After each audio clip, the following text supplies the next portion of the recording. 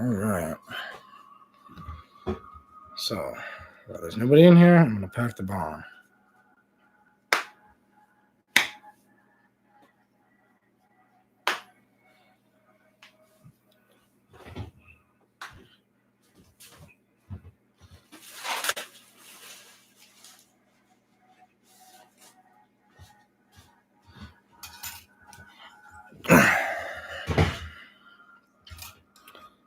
All right.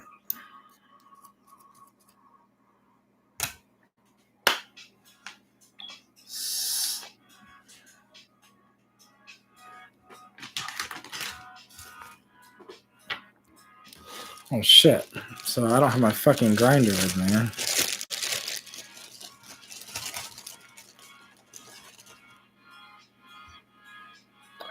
This shit smells great.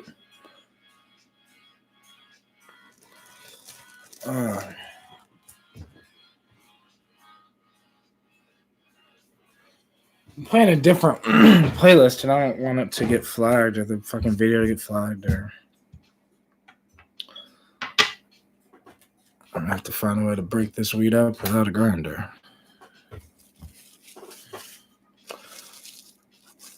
Hey, what's going on, Dirty Dan? Much love, bro.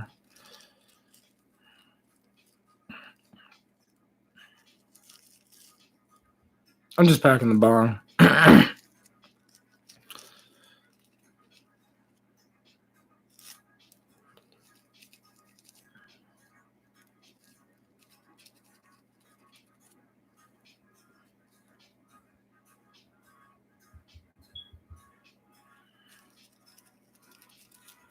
So don't mind my quietness.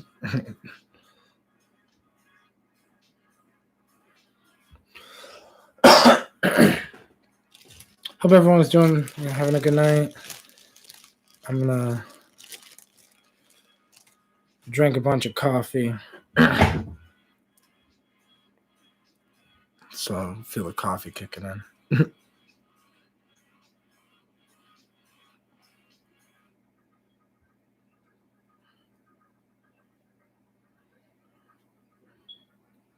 This is shitty because this is some sticky ass weeds. This is the type of weed that needs a fucking grinder.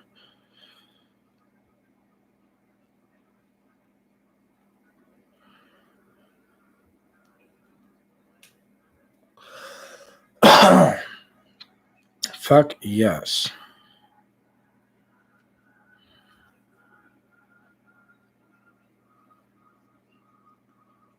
Anybody out there love weed as much as I do?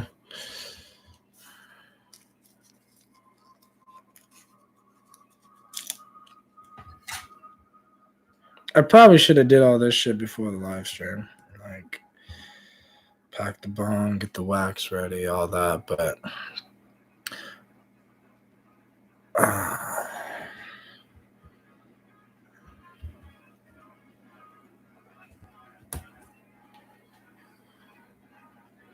I hope everyone's doing the same thing I'm doing, getting their bongs or bowls or blunts or whatever the fuck ready.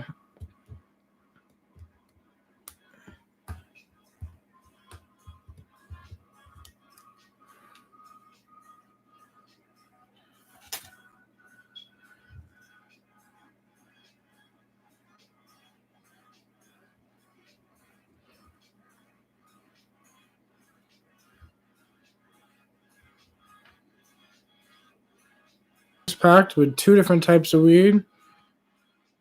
Shatter. And yeah.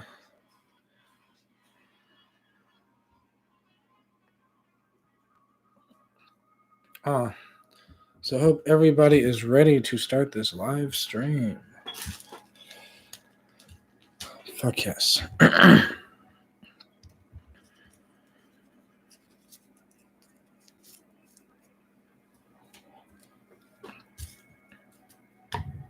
Okay, now I need my fucking lighter. Oh, there it is. Okay. All right. So now I can legitimately start this live stream 5 minutes later.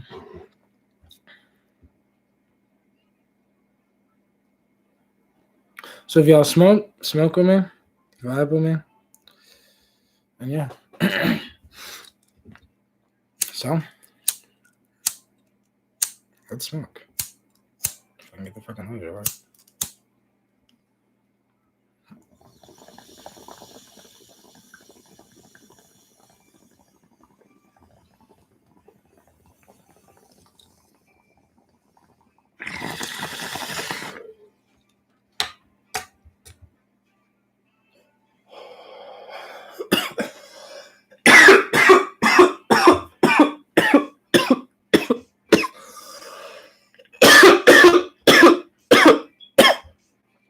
Oh, man. Woo! And I have no idea really what to talk about.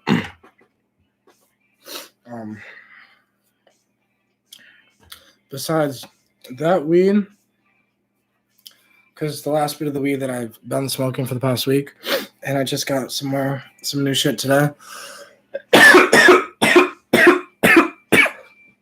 Even though there's shatter in the bowl, that weed just tastes better.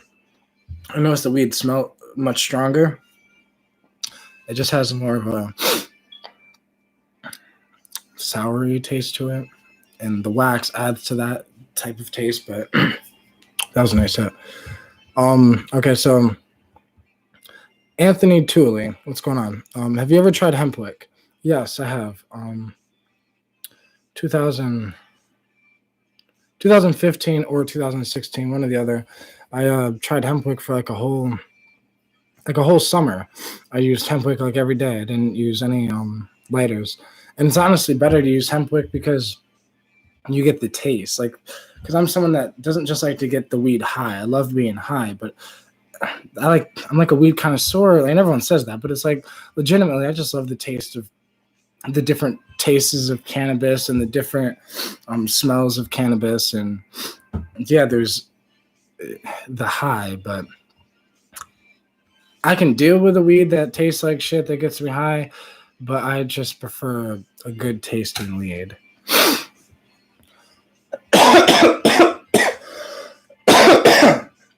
So hemp wick would be something to help with that, but I just haven't used hemp wick in a long time. I don't really know what to talk about. I could talk about a million fucking things. I usually talk about what's going on in my life. Like, if I was to sit down and make a video instead of doing this live stream, I would have just sat there and been like, okay, what am I thinking about? And then be like, okay, then I'll just talk about what I'm thinking about.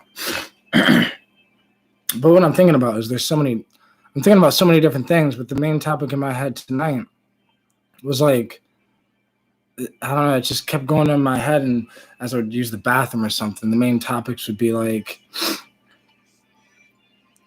I guess I just need to be me, right? Like, and I was thinking, why do we have such a hard time being ourselves?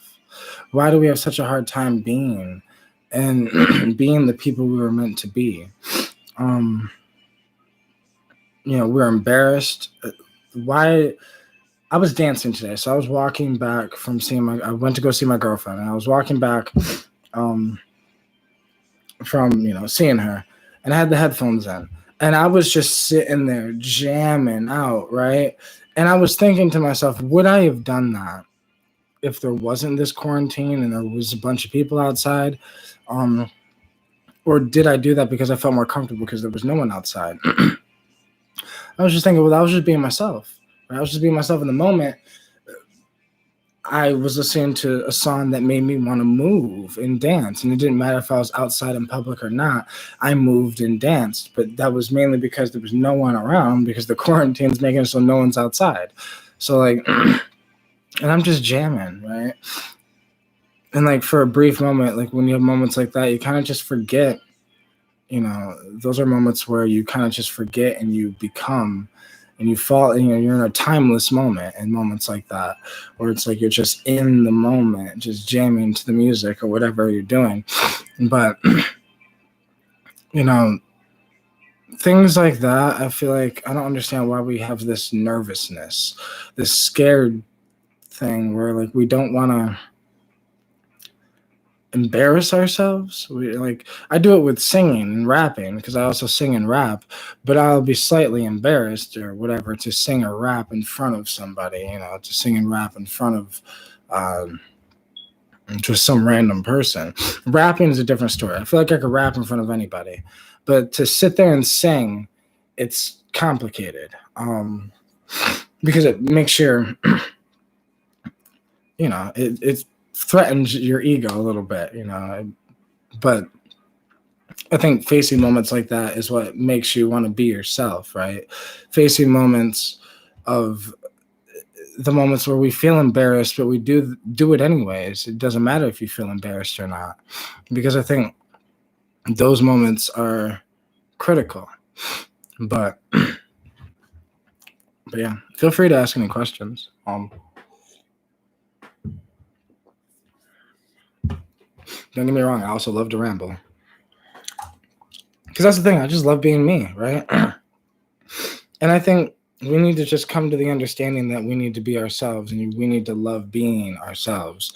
And it's like, so if we like being ourselves, that just means that, we're doing things that ourself would do, but maybe other people won't do. So some things that you do might make other people uncomfortable. You might work so hard, people might tell you to sit down. But that's just, yeah.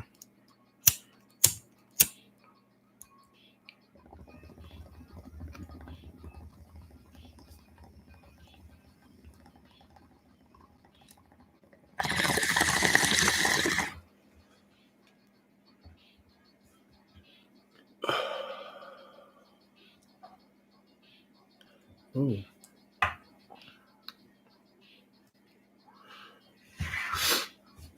I like smoking weed. Weed's fucking awesome.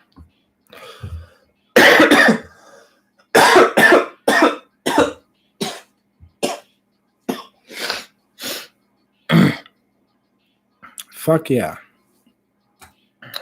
I'm high as shit though. I generally really don't have a topic for tonight. My mind goes on many different things, to what I'm doing, to psychedelics, to I'm just trying to become me, and I be thinking to myself, everyone else, I work at this store and I see all these people coming in, everyone's in a frantic because of this quarantine. And I walked in the store today and everyone looked at me immediately and was just stared, because I didn't have a mask on, right? I didn't wear a mask. And I was the only one in the entire fucking store that didn't have a mask on. So it was everyone was just oh my, looking. And as soon as I'd walk through an aisle, people would just look. And it was just a weird moment where I realized, damn, this most serious part about this virus is the effect that it's had on the human psyche, the human consciousness, the fact that everyone went in fear. Me, I'm just, like I said, I was talking about how I was dancing, walking back, from seeing my girlfriend, and it's then walking into the store, I don't know. I still go outside. I still go for walks. I still go for jogs. I only wear a mask at work because I have no choice. But I'm still living. I kind of live the same life I did before, but maybe a little higher because I smoke a lot more weed now than I used to. But besides that, but realistically, when I first started this YouTube channel, when I first started making YouTube videos, I was smoking like a fucking chimney. That's all I did was smoke weed, blunt after blunt after blunt after blunt after blunt. Literally 8 to 15 blunts a day type shit. That was just the way life was. But then I slowed down after I quit, and now here I am again, smoking weed again. Because now I'm smoking wax and shatter and shit, and I haven't smoked shatter in fucking, yeah.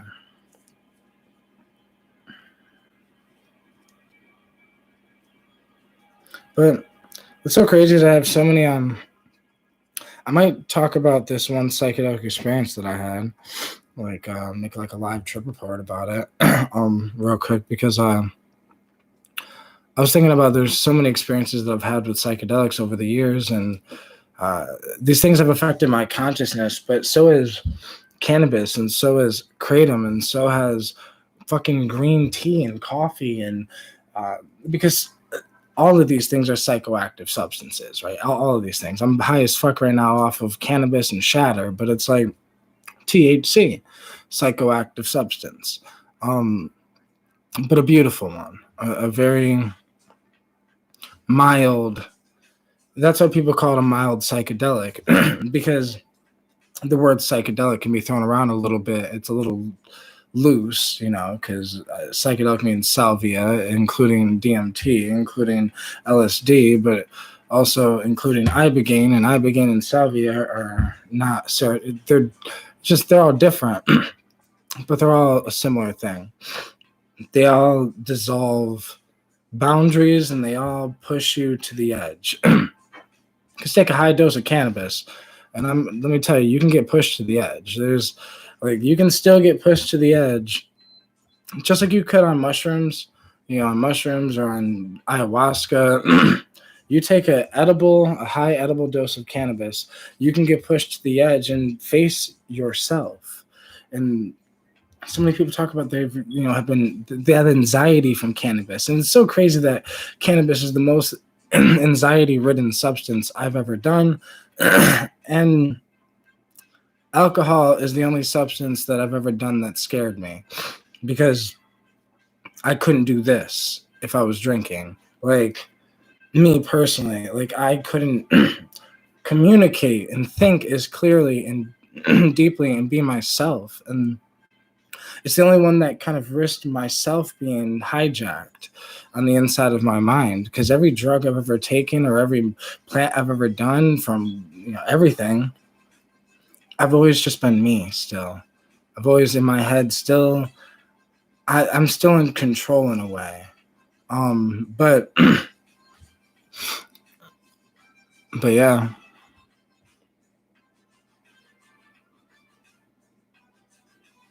Geek Links, what's going on, bro?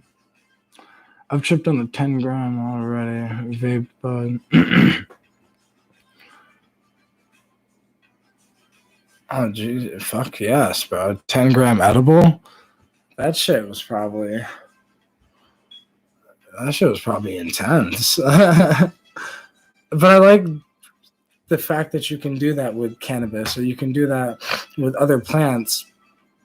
And some plants, all these things have a breakthrough of their own in a way. It's the intention. A lot of people don't smoke cannabis with the intention to have a psychedelic or psychoactive breakthrough. So therefore, they don't have a psychoactive breakthrough. What's going on, Jose Rodriguez? What's up, man? What's up?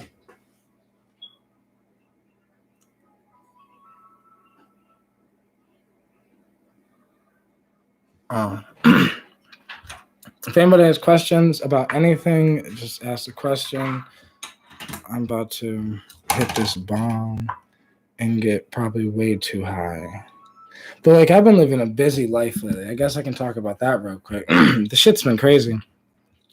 When I go through anything that stresses me a little bit, that forces me into an evolutionary mind state, that forces me to basically grow up or shut up, when I'm in a situation like that, it's like I'm forced to just evolve, right? I made a little quick Instagram video about this, and it's like I'm forced to just evolve in situations where I'm pushed to the edge, because don't push me because I'm close to the edge. But all jokes just for real though, if I'm pushed, I just tend to, I'm not going to fold, right? Like, I've taught myself, I don't care what happens to me. I might fold a little bit, but I'm not going to quit. I'm going to think I'm going to quit. I might tell myself, I'm going to fucking give up. Fuck this shit. Life's too hard. Life's getting bad. But realistically, I'm going to say that for a little bit, and then I'm going to get the fuck up, and then I'm going to be better, smarter, wiser, stronger than I was before I went through that problem. because I just don't give myself any options, any choice, any thing. And this is what I'm going through my life right now in this moment. I just give myself no option. Like, there is no I don't have an option to, like, if something bad goes on in my life, I can't. I still have to be me. But it's been like this since 2017, since I lost my business, since my business failed, and like trying to get it back up off the ground, right? It's like it's a hard process. It's a fucking process, but it's like failure, embarrassment, just all these things that we will face in life, right? We're gonna face so many obstacles and so many issues, but the thing that we have to remember is we have to grow through it, not just go through it. We have to grow through it. We have to learn and expand our awareness on reality, and it just helps us be better people. I feel like it helps us get closer to what we really are. It helps us get closer to because if I looked in the mirror right now and looked at myself, I would say I am not 100% who I want to be, where I want to be, or I'm not 100% doing what I want to do, or maybe I'm not 100%,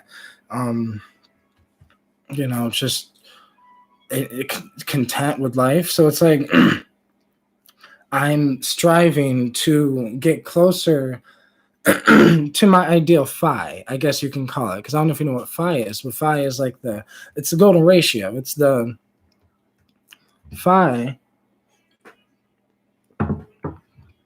is like, I guess, what you can call your ideal perfect version of yourself, right?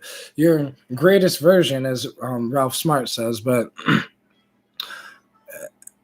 it's just, that's, I think, what we should strive for. We should strive to be our greatest version.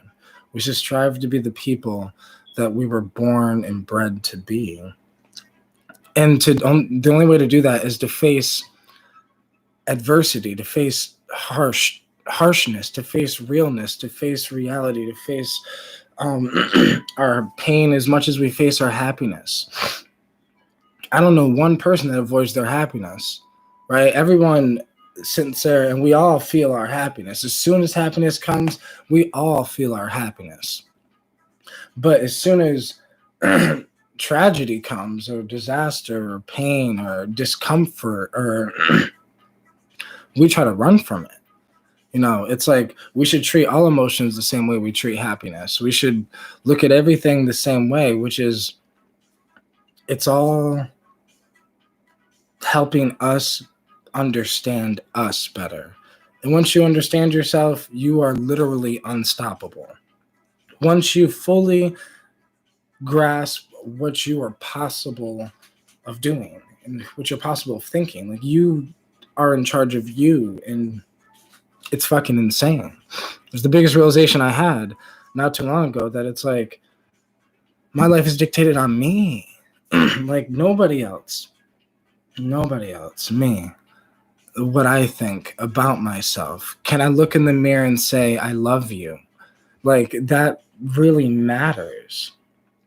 Because if you can look in the mirror and say, I fucking love you, and say you love yourself and you love the person you're becoming, or maybe you're not the person you want to be, but you accept the bad because it's just what is for right now, but you'll grow and get better. Like, it's, getting to know yourself. That's literally just what I'm going through. I guess that's the only reason I'm talking about this, because this is literally the realizations that I'm just having in life as of like 2-3 days ago. And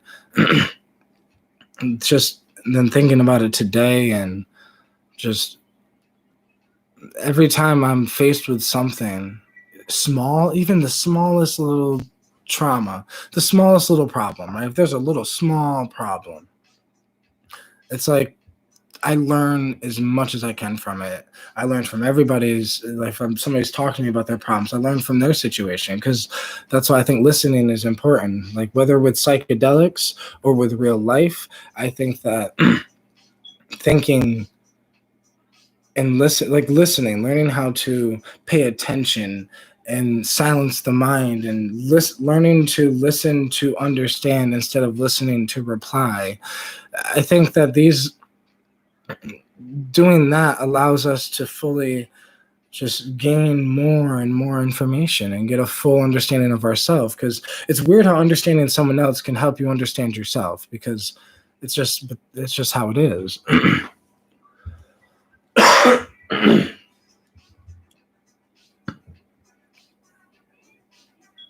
Jose says, I used to watch your old videos on DMT. Bro, that's awesome. I love it. Like, whenever people say that, I'm like amazed, right? Because, eventually, that old YouTube channel will probably be forgotten in a nutshell. Like, try to ask me, why is this Mark Dreams 2? Well, because Mark Dreams 1 was deleted at one point, and tried getting it back, and there was no getting it back.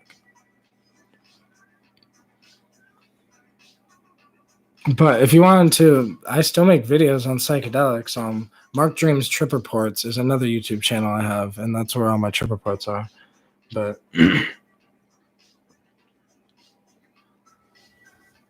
Geeklink says, it was intense, but didn't get me anywhere close to like a 3.5 gram shrimp trip. The walls were breathing, and I was getting neon green and cyan colored tracers on everything. So, like, there's definitely, I was just talking about mushrooms not too long ago, how it's like, there's not necessarily as much as tie-dye vibe to it, as much as there's just, sometimes the room is like a color I can't even explain it as, like a color that doesn't really exist, that's close to just, and the tracers, mushrooms are interesting. But Geek Links, how much did you save to start your kratom business, or did you just sell small amounts and buy more product off those profits? I started with what I had. So I was kind of like in a hole, right? I've been in a hole for a while, and I've been trying to get out for a while, but it doesn't really, for me, it's like I'm just on a journey, right? I'm just living. I know I'll get there eventually, but so I saved about, originally I had $1,000 that I put in and bought $1,000 worth of kratom. So I bought 20 kilos of kratom, and then I was packaging it and selling it to people around in my area at the time. But by the time I finished the website, because some shit happened where somebody was gonna help me with the website, but they didn't help me with the website. So I thought the website was done, but it wasn't. So I said, screw it, and I had to make it myself. So I just made it with Wix. I did some research on how to make a website with Wix, and Wix is fairly simple. But it took me a little longer to work on the website than I wanted. So then, after working on the website, I was basically half of the product left from selling it around in my area. Which was fine. Besides selling it around in my area, I was fucking up because there was a lot of friends, and I was giving them deals and this, and like there was just issues in that sense where it's like it fucked up the money, and I was trying to double it, because the more obviously the more kratom that I could buy at a time, the cheaper it would be. So I was trying to get it to the point where I was trying to buy like 100 kilos of kratom at a time type shit. But like I said, the most I ever bought was 20. But I was just trying to keep growing and growing and growing. That was the plan. But the plan failed. Rent couldn't get paid. Everything. So I got evicted and had to come live with my mom. And then, so I lived with my mom for like 8-9 months, maybe even longer than that. After that happened, and it's just, so many people talk shit, but like it doesn't matter, because you have to be able to just, like, I was just in that time of me being like homeless, living with my mom again, have lost my apartment. I fucking wrote 5 chapters in a book. I've read 4 audiobooks, and at this point in my life, I basically never really read a book in my life. So like I utilized it, and that's what I mean by every problem I've ever had in my life, I've always utilized it in some form to create something with it. I did something with it. So now, round 2, I'm working on a business venture with a friend of mine that we're going to start a CBD business, and I'm going to relaunch my kratom business. And then in my kratom business, I'm also going to sell other herbs and extracts and things like this, but on the website as well. But round 2 will be like this. Hopefully my goal is this summer, maybe before, but this summer, to have the kratom business and the CBD business and see where things go from there. I want to have a tea lounge at my CBD business as well, but like, because he wants to have an actual shop. I was telling him about online shop is easier, but he's talking about he can pay for the rent for the store. Like, so I was like, yeah, whatever. Like if that's what you want, then that's what you want. But I'm down for that, because then I want to figure out how I can get a license to start selling teas and coffee and in this shop. But like, so that's what I've been trying to focus on, all these business ideas. But it's not just the business ideas, because the business ideas are just there so I can stop thinking about nonsense, right? Because I just thinking about nonsense, like I call it dumb human shit, but like, all jokes aside, for real, like dumb human shit that's like just wastes the mind. It's pointless to think about. Like, we could be thinking about how to expand consciousness, but instead we're like a lot of people are sitting there thinking like, damn, how do I pay this bill? How do I pay this back bill? How, they get a shut off, they get this, a lot of people have to think about dumb, just nonsense shit, right? Like, I was thinking about how dumb it is that a month ago I was thinking I had no money to buy weed, right? I had no weed. And I was thinking, well, I could just grow weed, but my state, for some reason, it's still illegal. So I can't grow weed. But if I wanted to, I can grow CBD weed. And that's the ass backwards reality of the world, that I can't grow a plant. But like, I grow clip dagger every year. I have 4 clip daggers growing right now, and these are 4th generation clip daggers, so they're pretty potent. But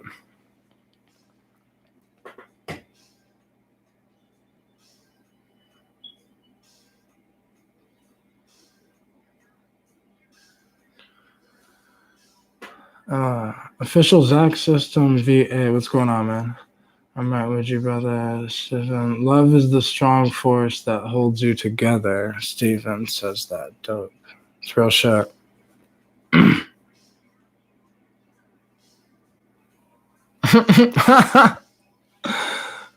Mue Tai 23 says, bro, set your hair on fire for a sub.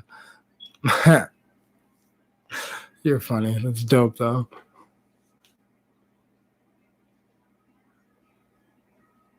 Would I do it for 1 million subs, though?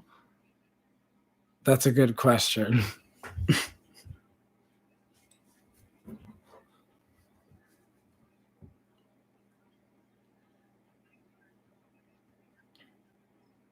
Bro, start selling kratom. I'm definitely going to start selling kratom, Michigan Hirsuta, Javanica, Canna. I'll probably sell purple dead nettle, blue lotus, white lotus, motherwort extract, clip dag, all that. That's everything I could think about that I'll probably be selling at the time. Obviously, probably cacao as well. Maybe Damiana, and CBD weed.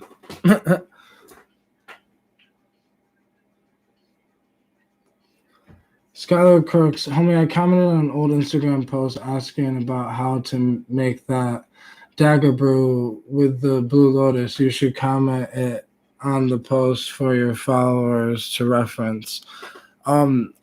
Schuyler, I'm eventually going to be making videos. It'll probably be on this channel. But it's going to be like a series, and they're going to be like a series of videos where basically these series of videos will be me or somebody showing how to make certain things. I was thinking about putting it on a completely different channel because some things I want to show people how to make is borderline probably not good to record on camera and not good to put out there. But I just think that having the information on how to brew the herbs is key, because it's not just about getting the lotus, it's not just about getting these herbs or these plants, it's also about being able to get these things to work, so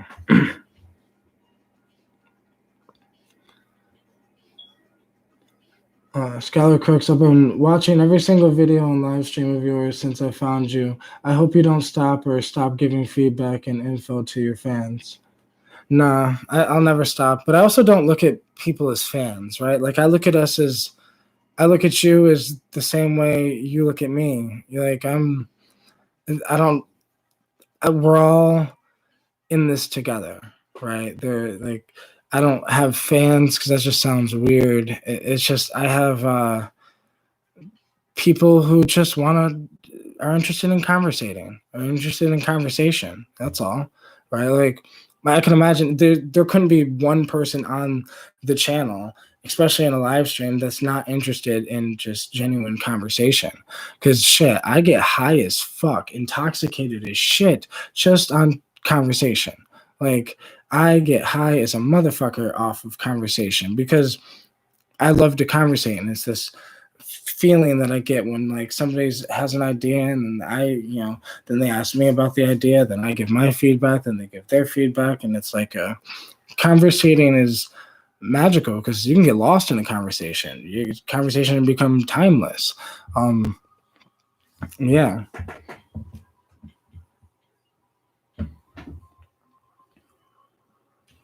Steven, you totally got it backwards. Money is dead people on paper.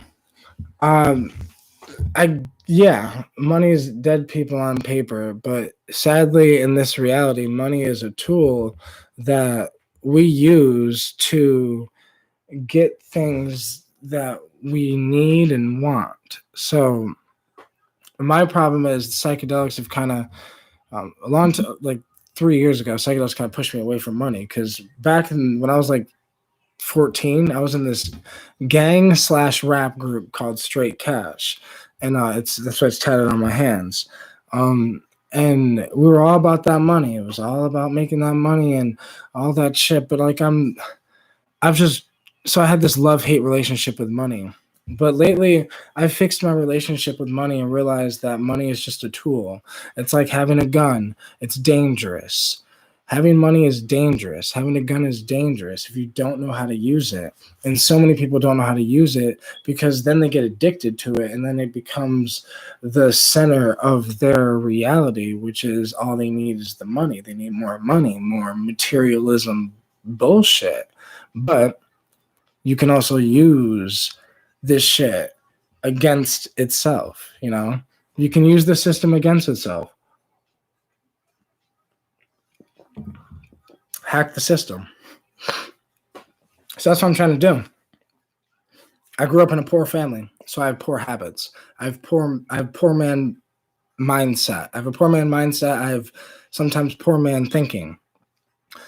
So I'm just trying to hack my mind and literally just hack it and change it and evolve it into what I want it to be, which is I want to be a little more me, if that makes any sense.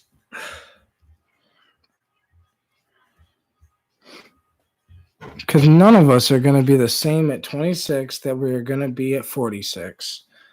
So who are you? if you're not you today and you're not you tomorrow and you're not you yesterday, and then who are you? This constant growing and evolving and changing thing.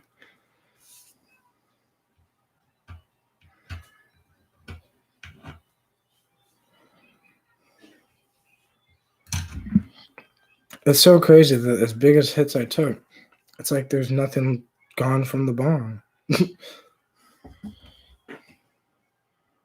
I don't know how the fuck I lose a lighter. And I didn't even move.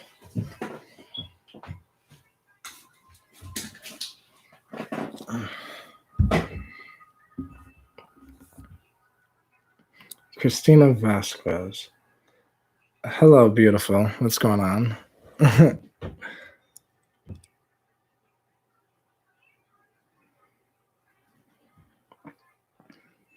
We're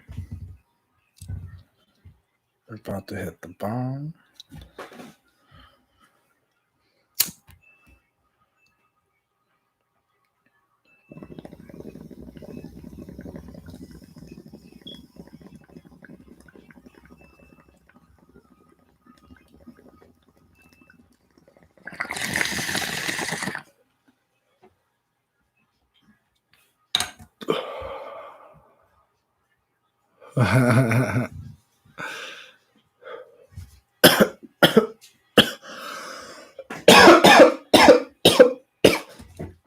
Woo. That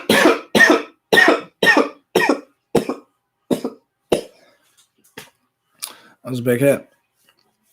So, I've just been deep thinking about a lot of shit. So, like, on some deep shit, right? So, the fact that Tina just joined in just reminded me of a theory that I had that I want to put out because, like, fuck it, you know, I'm high as shit. All right, so, like, there was this theory that I was thinking about, right? So, on Snapchat, I've never had a Snapchat, but I just noticed that a lot of people that had a Snapchat were taking pictures with Snapchat, and there was this filter that had like the face mask filter type shit, like a while ago, long before this virus ever was even a thing. And it's like, in my opinion, it's almost like they were getting people prepared to be able to see that, prepared to be able to see that, you know, get used to that in a way. Now it's just a theory, but I guess what I'm saying is that it's like, yeah, it was just a theory. It was just a random thought that I had, but yeah.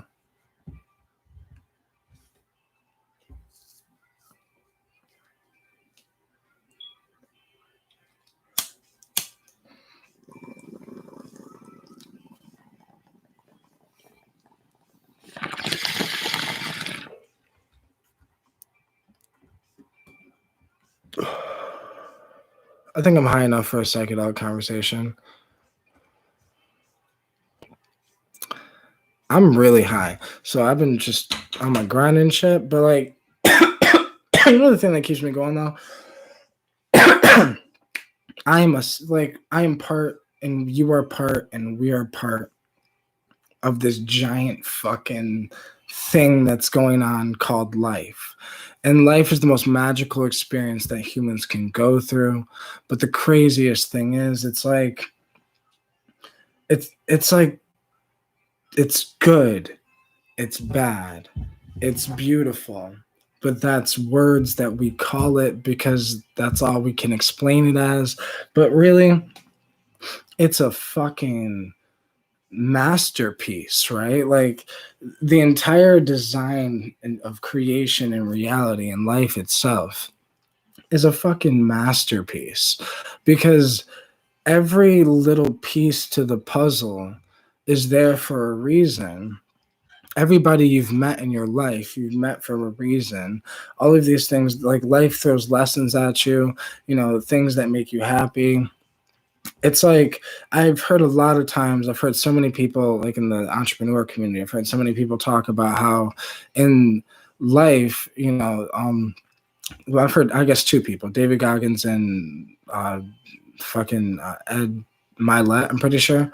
So they were talking about how, when they die, they want to get to, they believe that they will reach the point where they get to their creator, and that they'll be able to see that the man they were supposed to be. And they were saying that basically if they don't match up to the man that they were supposed to be, then it's a problem. Like, basically, you can die and get there and be like, look at yourself, and be like, you could look at yourself and it's a complete stranger because you went down the wrong path and never became your full potential. And there's so many things that will happen to us in our life that prevent us from reaching our full potential. And this is some video game. I had a conversation with DMT Infinity last night on his podcast, and I said something like, this is like a video game, but like it's almost like we are avatars of this higher dimensional thing, and this higher dimensional thing is playing through us. So you ever seen the movie Avatar, the blue people? So the humans go into this machine, and then their consciousness gets transferred into to the blue people. Whose body, right? Into the avatar of the blue people. It's almost like that, but on a higher dimensional aspect, where this thing is transmitting through us, and we're just vicariously living through it. Like, it's reality is the most insane thing. And it's insane that reality can be found inside of molecules. It can be found inside of your dreams. It could be found inside of your pain. But meaning moments that just shake your consciousness up enough to see reality for what it is, to remove the blinders of the Western world, and to become the people we're meant to be. Because it's kind of like I was saying earlier, like, to become the people we were meant to be, it requires insane amount of bullshit, an insane amount of happiness, an insane amount of laughter, an insane amount of tears. It's regardless, it's the same thing. It's just life. That's why I fuck with Buddha. Buddha was on point. Like, Buddha fucking knew that that life was about the middle ground. That life was about walking the middle path. That it was never like, he also, I'm pretty sure, realized he fucked up, because like, he could have been there for his child, or there's things in Buddha's life that he probably realized he did wrong, because we're allowed to make mistakes. I think that's another thing that humans forget, right? We're allowed to make mistakes. And I think that so many people would get so caught up on their mistakes that,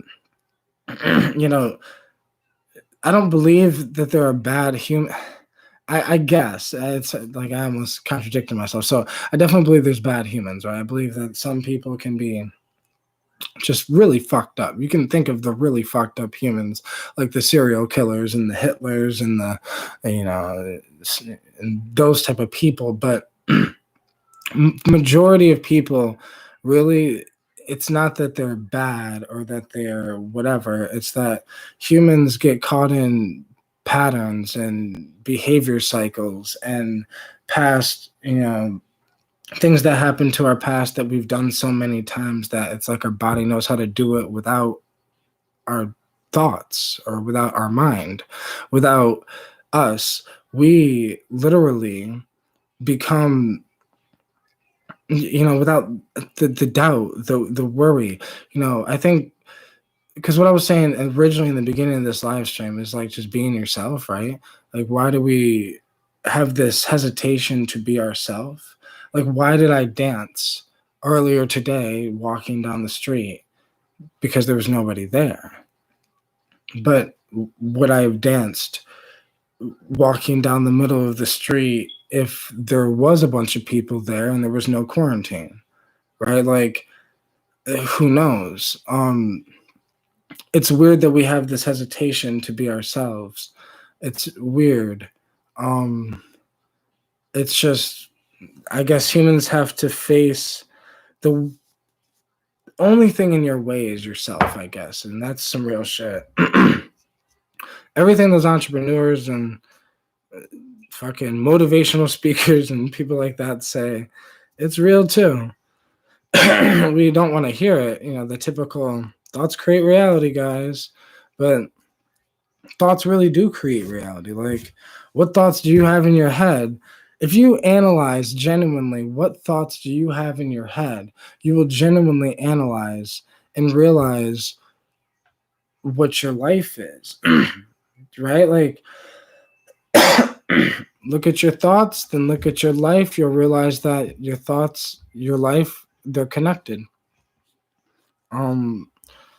It's just how many millionaires do you know that don't think about money?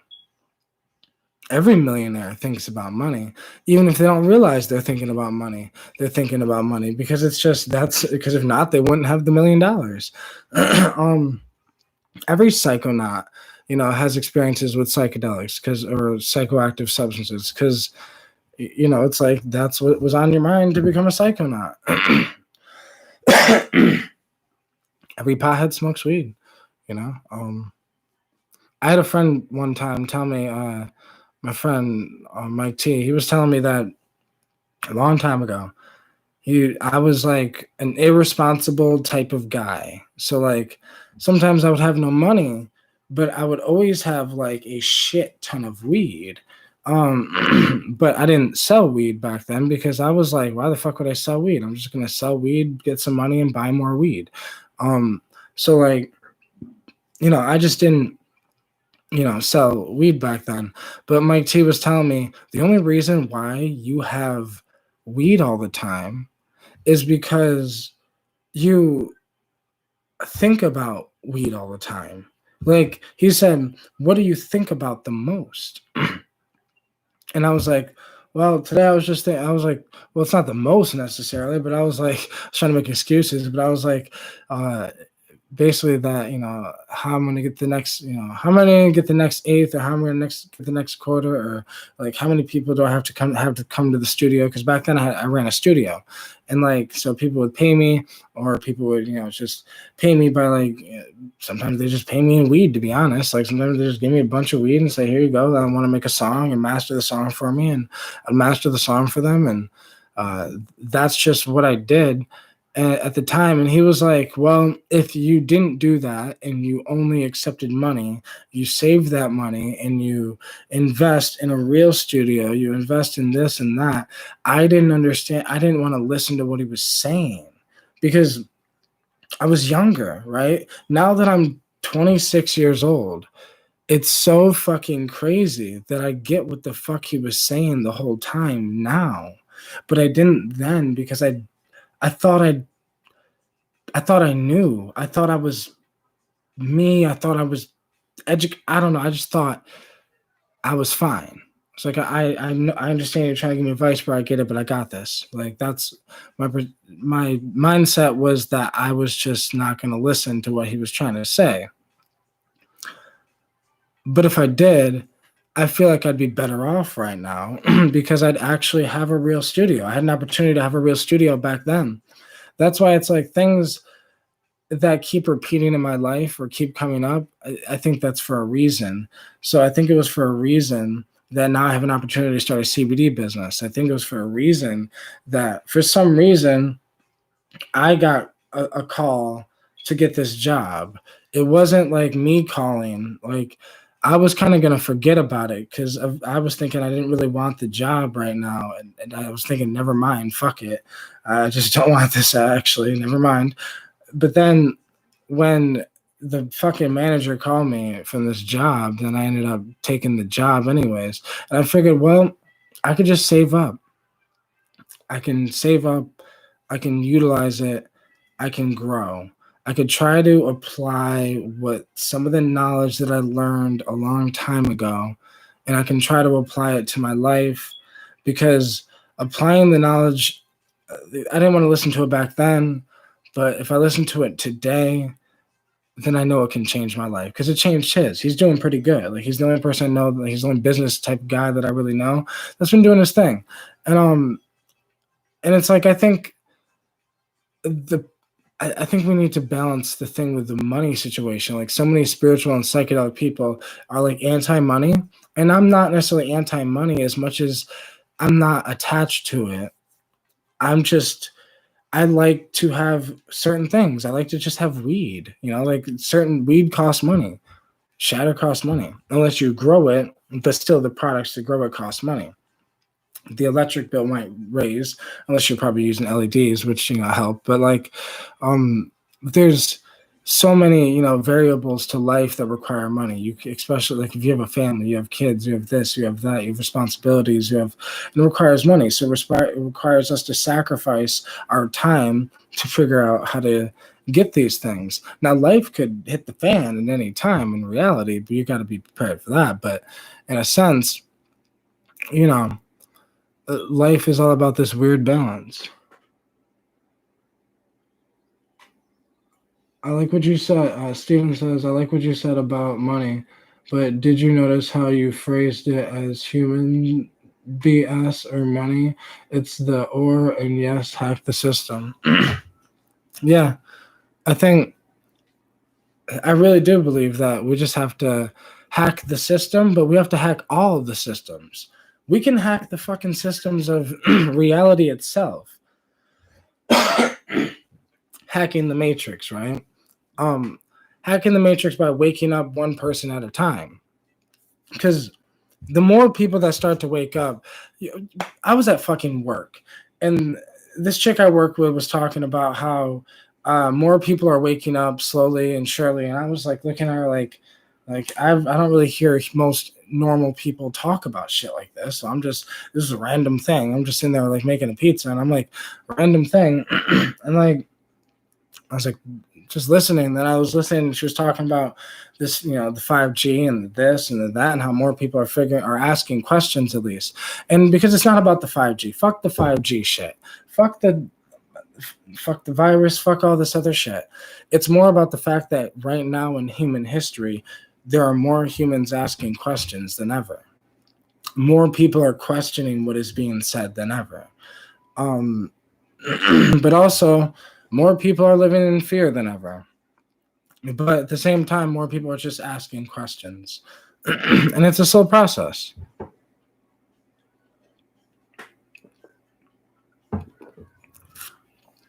But life is a long process. And I think it's funny because we're like in this weird rush. We're in this weird rush for everything. As kids, we're rushing to like grow up.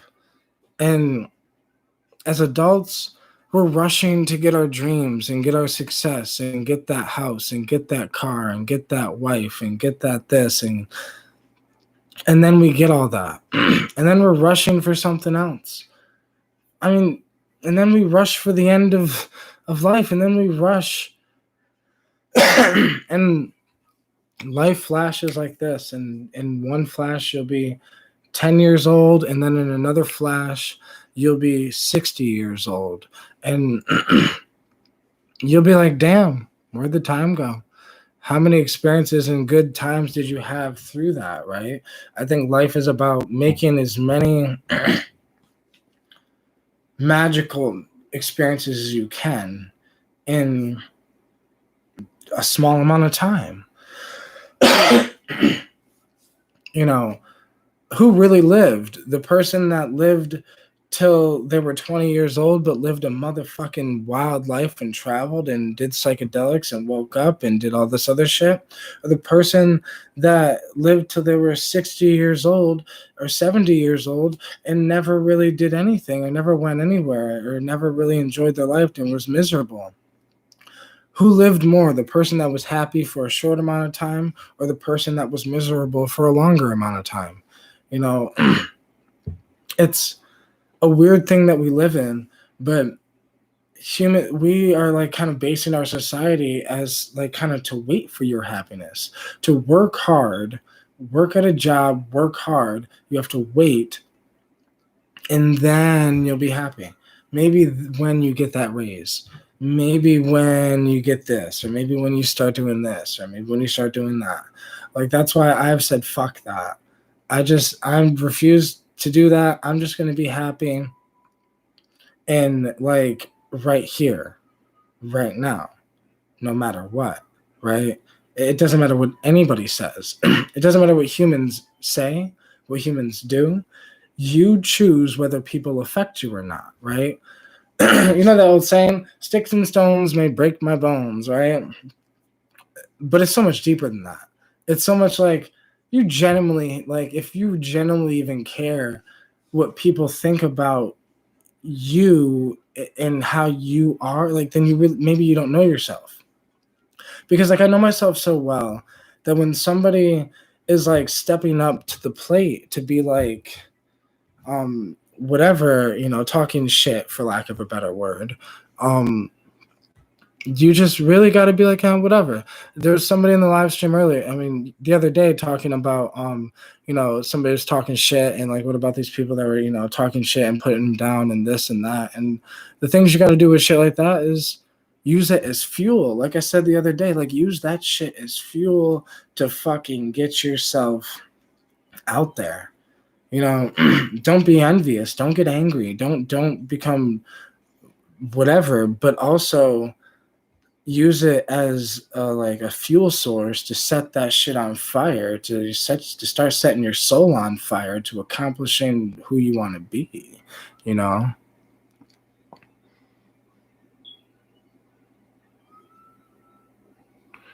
Steven, official Zach System says it's funny you mentioned synchronicity in that one call. Synchronicity is an interesting thing.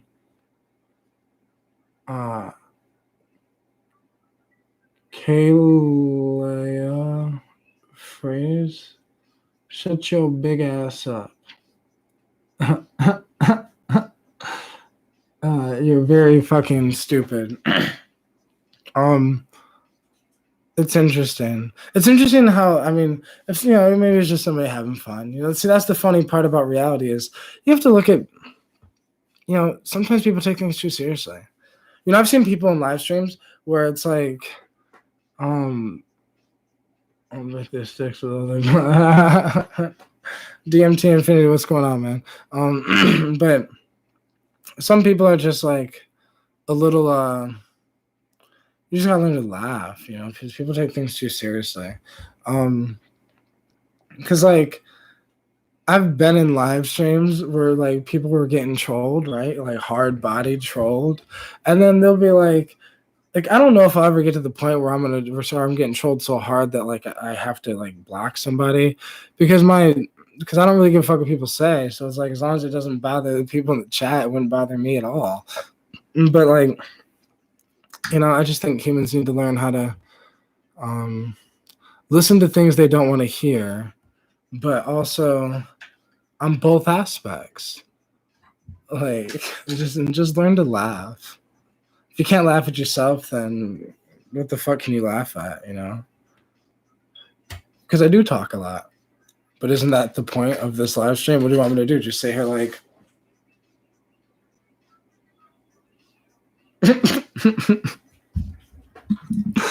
you know, so yeah.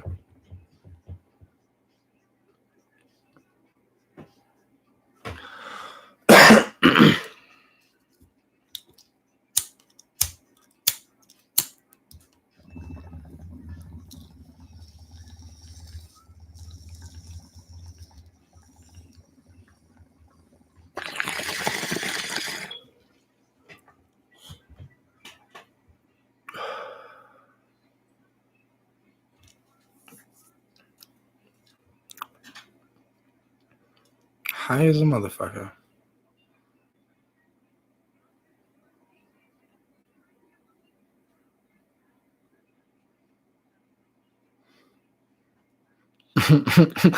DMT Infinity, yes. All you need to do is not talk and sit there and look at the camera in silence, occasionally hitting your bong.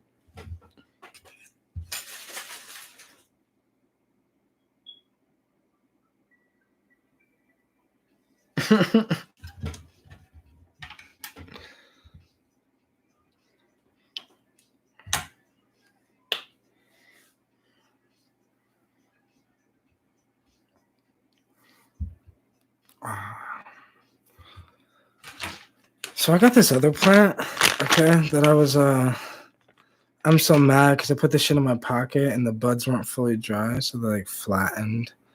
But it's a purple dead nettle, okay, and like it doesn't. You can't even really. This camera's shitty, so you won't be able to see it.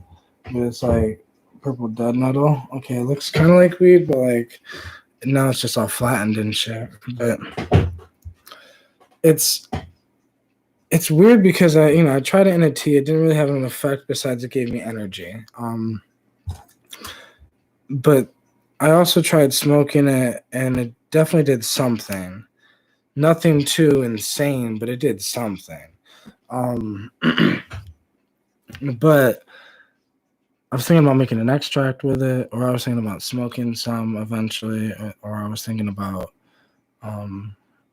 because it's in the mint family, and it's not really looked at as a psychoactive substance. Really, it's just like it's a plant that the natives used to use like as a natural like allergy medicine, and like it comes out, you can eat the leaves, and people can put the leaves in salad. Like you can eat this. And I think it's because when you eat it, it doesn't really do much even in a strong tea, besides like give you energy in a way.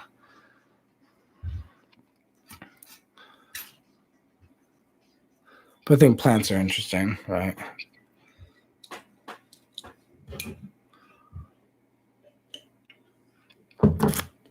Because everyone smokes weed. Everyone smokes weed. Like not literally everyone, but like everyone smokes weed. I don't really know anybody that doesn't smoke weed. And the people that don't, there's just very few of them. They're the minority, right? At this point. But when it comes to other plants, people are really not as educated on other plants as much. If you ask the average person about, kratom, maybe like now more people are getting to know what kratom is. But if you ask the average person about blue lotus, still a lot of people don't know what blue lotus is. They know what it is kind of by seeing like lotus flowers everywhere. They know it's a flower. Maybe somebody knows that it's a flower, but people don't really know that it's a psychoactive substance. And then you can go deeper into farther into the herbs like canna and all these, like kava and so many different herbs like blue vervain and all these other things that are less even heard of at this point. And but plants and herbs can really, for me, they've changed my life. It's not just the psychedelics. It's not just the weed. It's all of them have helped me in one way or another. And I think plants assist. We're supposed to be assisted by the plants. I think the problem with the human species is that most people don't have connections with plants, and they have unconscious connections with plants. Like a lot of people drink coffee every day, and it's like their thing. They have an unconscious connection with the coffee plant, but they're not really aware of it. A lot of people smoke weed every day and have an unconscious connection with the cannabis plant, but aren't necessarily aware that the cannabis the whole time has been there for them, like a friend can be there for you. Because I generally believe plants are consciously aware. They're conscious beings, but they're just different than us because we can speak. But just because we can speak does not make us better than something that cannot speak. And we think it does because it makes it so our ego can speak as well. But I just think that these plants have helped me in so many aspects. I couldn't even imagine. I couldn't even break it down in hours. Like it would take me a long time to fully break it down in hours. To genuinely just plants just saved my life. I was going down a bad path. I wanted to be some wannabe gangster thug, and that's who I was. But then DMT, LSD, ayahuasca, mushrooms, plants, kratom, cannabis, like All these things helped. And Kratom helped a lot more than I think I give credit for. And Kratom helps, like in that aspect, I feel like a lot more than people give it credit for, because it's not just an opiate thing. Kratom helped me tremendously with like speech, I guess. My speech improved over, so I used Kratom every day for 3 years, and my speech improved almost dramatically, right? Like, um, I don't know, it was easier for me to learn when I was on Kratom, as well as easier for me to speak and flow while I was on Kratom off the top of my head. So it's like things just flowed better when I was on Kratom. And now, 6 months not using Kratom, I still have the ability to flow better than I could before using Kratom. So I think it's just like psychedelics have a permanent effect to be able to allow you to have an open awareness and open expanded consciousness even years after the psychedelic experience. It's just like Kratom and every other substance we've ever used affects us. We just don't realize everything permanently affects us. Even as small as caffeine. Caffeine still affects the human consciousness, the human psyche, because that's what I'm on right now. Maybe it's helping me flow right now, right? Because I'm on coffee. I've drank coffee and I've smoked cannabis and I've smoked shatter, which is just cannabis extract. But like, that's, you know what I mean? So it's like, this is just, it's just amazing how plants, affect the consciousness. Pippi Longstock says, Mark, what's wrong with being a hard nigga though? Some people really are about that life. No, I feel you. And I want to say, well, maybe I wasn't about that life, but like I was at one point, like, because people still for some weird reason look at me and some like, because like back then I used to think that it was cool to have people like, people, around the streets, they hear your name, they're scared of you, or they're intimidated by you, or you're the shit, or, that's just who I was back then. But that was before psychedelics. But after psychedelics, many, years of psychedelic usages, it kind of pushed me away from that and pushed me towards being this, for lack of a better word. And it wasn't like it pushed me towards, because psychedelics don't do anything to you, they give you the option, but it showed me, is that really me? Is that who I want to really be? And I just chose not to be that way anymore. But hold on.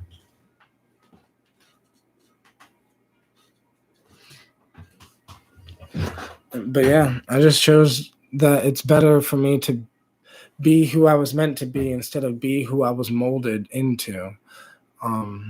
So, because the world molds you into something. We forget that as babies, we were molded into the people we are today. You are not, if you haven't analyzed yourself yet, if you're like still young or something and still haven't analyzed who you are as a human being yet, and your behavior, and where do you get these behaviors from, or where do you get your beliefs from, and start questioning why not. I think the problem is people are so quick to be like, oh, I believe this is who I am and this is who I've always been, or this is what I believe and this is just what I believe. But the question is more, why are you the way you are?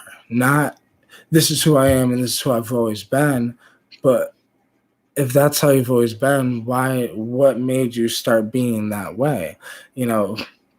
It's the reason of, like, you can trace it back to moments in our life that made us think certain ways. We believe in one religion because our parents believed in that religion. We believe this because our parents believed this. We believe this because the school taught us this, and we believe this because this, and like,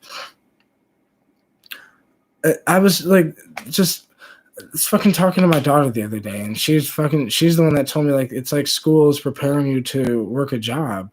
And I was like, wow, because she's seen that you get up, you go to work, you do your thing, and you do that, and it's like you get up, you go to school, you do the same thing, and it's like and I was like, yeah, that's exactly what's happening. It's literally preparing you for life, for the quote unquote life that they want us to live. But wouldn't you rather be happy? Like, I think it's shitty that so many moms and so many dads have to work jobs and spend time away from their children and family just so they can make money for their family, but never really have enough time to spend with their family because by the time they get home, they're too tired and exhausted to even be with their family.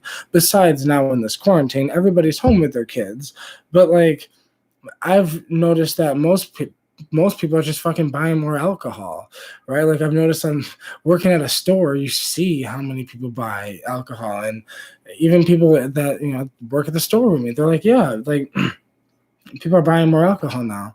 There's it's just the way things are going to.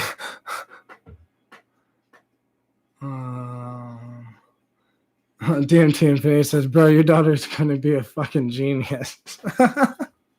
I know. I said this to her the other day. Well, not that exact words, but I said the other day, like, you're like woke as like. She was giving me advice, just randomly, I'm like, whoa, bro, like, holy shit, hold your, like, whoa, but like, I think that's the thing with us. Psychonauts or psychedelic or philosophers, because I think that's the role I think a father role in a child's life is to philosophize with the child, right? To teach philosophy, girl or boy, regardless, teach them how to philosophize and deep think and analyze and help them become like, I think the thing is, don't put dreams in your child's head. Literally ask them what they want to be and help them do that thing. And just let them do their thing. Don't do it for them. Let them do their thing.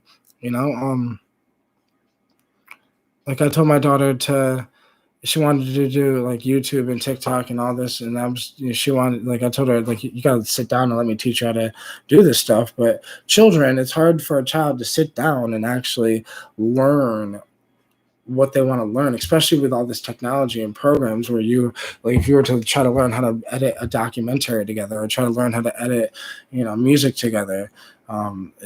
These are complicated things for a child on a program, because I remember when I was a child, I remember being 12 years old, getting Fruity Loops, looking at FL Studios and being like, what the fuck is all of this? All these buttons and all this shit. I didn't understand any of it.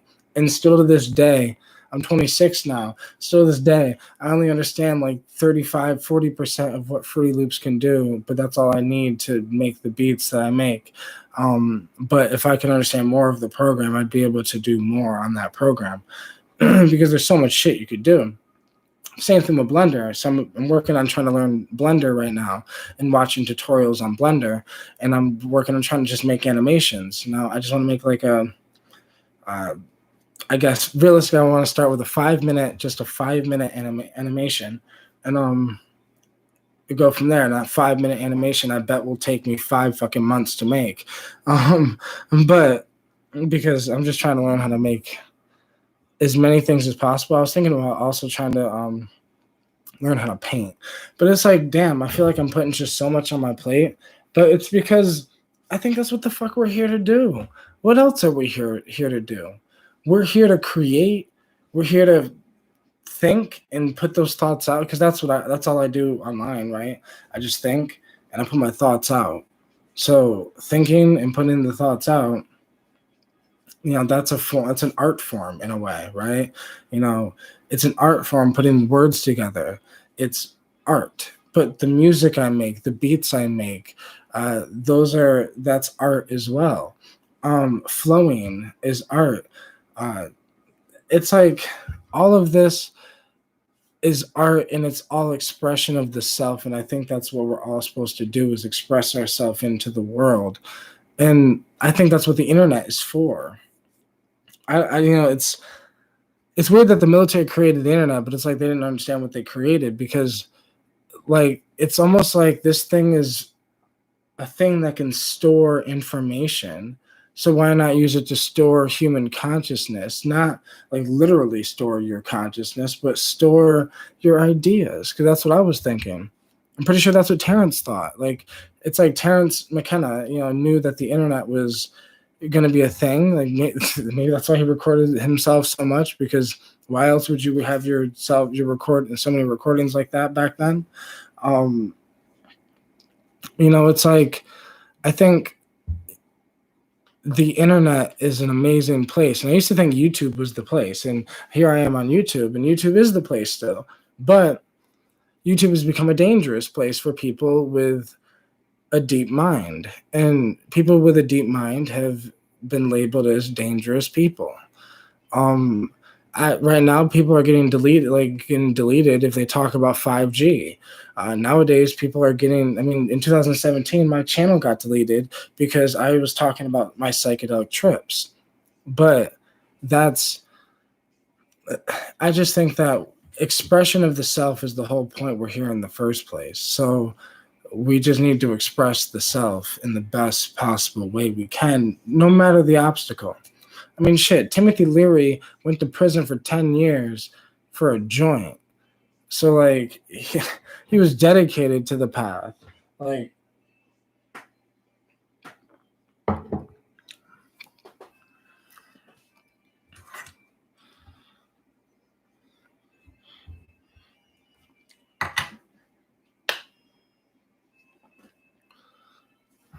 pack the barn back up again.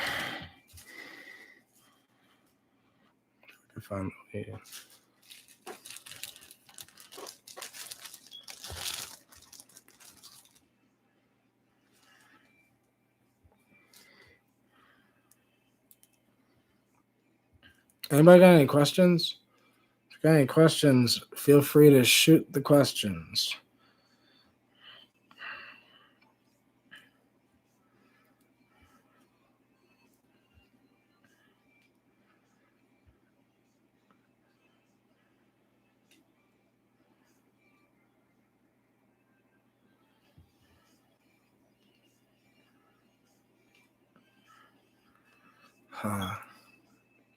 Sometimes I forget how much I love cannabis.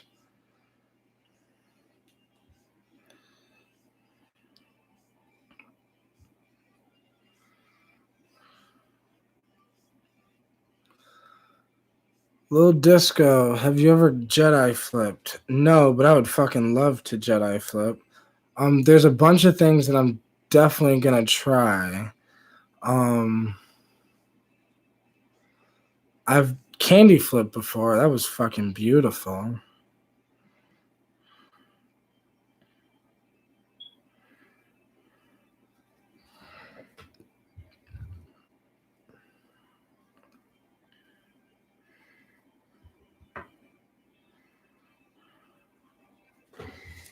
All right, get this wax in this shadow on the bowl. It's no longer shadow anymore because I left it out too much.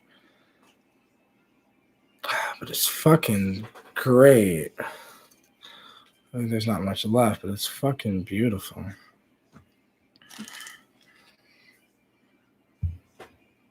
What the fuck I do with my tool?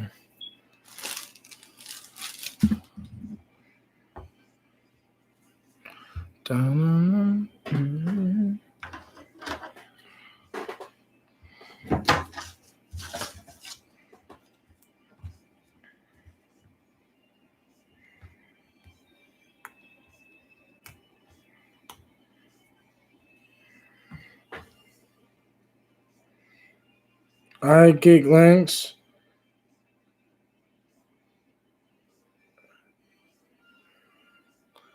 Right now it's 1:24 in the morning where I'm at.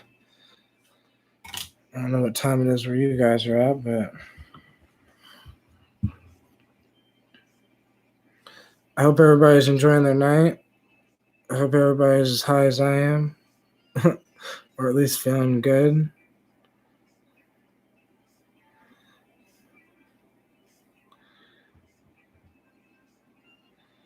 I know the quarantine is shitty for a lot of people because a lot of people are like stuck in the house, but take time to grow.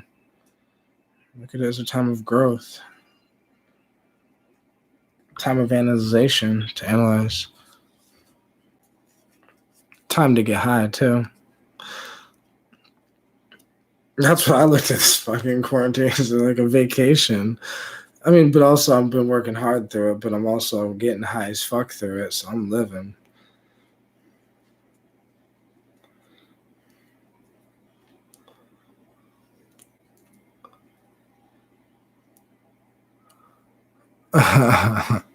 DMT Infinity, bro. I'm fried as a French fry right now. Fuck yes. Dracula, yo, can you see my comments? I can see you right now. I can see your comments now. Hold on. Oh shit. So I'm high as fuck, bro. So I actually missed a bunch of comments up here. Oh shit. Because like I like questions, right? Because I say this all the time. If I don't have questions, I'll just fucking ramble and just I'll go on about everything. Dracula. So it says brewed some Clipdaga and Lotus tea tonight with my regular kratom dose. Really took me by surprise. Had slight visuals and color enhancement. Yeah, that same thing. It's interesting you said that. So Clipdaga, Blue Lotus, and kratom was one of my favorite mixtures at one point in my life. Back when I was using kratom, this was like 2018. Yeah, it was 2018, and like. So it's like I was using kratom every day, and that was one of my favorite mixtures. And there was definitely a slight visual. I would call it like a trippy philosopher's type of high, color enhancement. And I would always smoke weed 30 minutes after I drank it because I would drink the kratom. I would mix it all together in one thing, and then drink it all down. But it's a beautiful mixture. Dracula says, have you tried mugwort? I have not tried mugwort. I'm going to try mugwort actually, hold on. So technically, yes, but never by itself. I made a brew one time, 2017, made a brew where I took this brew and it was 8 plants. Mugwort, it had mugwort, cacao, Clipdaga, Wild Daga, Blue Lotus, White Lotus, I think ashwagandha and nutmeg and what the fuck else? Lemon balm, I think, and something. There was a bunch of shit in it, and I brewed all this, right? And I brewed it all together, and I wasn't using kratom at the time, and I brewed it all together, and the mugwort included, and it was horrible. It was like one of the worst herbal experiences I ever had. Now this obviously isn't a mugwort. Mugwort's probably a nice experience, and I'm going to try that this summer. But this mixture experience was fucking horrible. All I did as soon as I drank it, 15 minutes later, I was on the toilet and I was throwing up and shitting. I had to throw up and then turn around and shit, throw up, and it was like for 30-40 minutes dealing with this, and it was fucking horrible. But and then thought I was gonna die, and then after that was over, then I finally had I was like high as fuck from it, I guess, but in a scary way, but like because I didn't know what the fuck. And then after that, that's when I started doing research. All jokes aside, that's real shit. That's when I started doing research. That's when I started researching what molecules are in plants. I started researching what receptors do these molecules attach to. And if I have 3 plants that attach to the same receptors, it's probably a bad idea to mix them in a high brew. This is just things I've learned over the years, but by making mistakes. It's crazy as that sounds, but yeah. DMT Infinity. Psychedelics basically dissolve the veil between the self and the ego and allow you to deprogram yourself from that. They open you up to true humanness. That's real as fuck. DMT Infinity. If you want to achieve your dreams, then prepared to fall a million times first.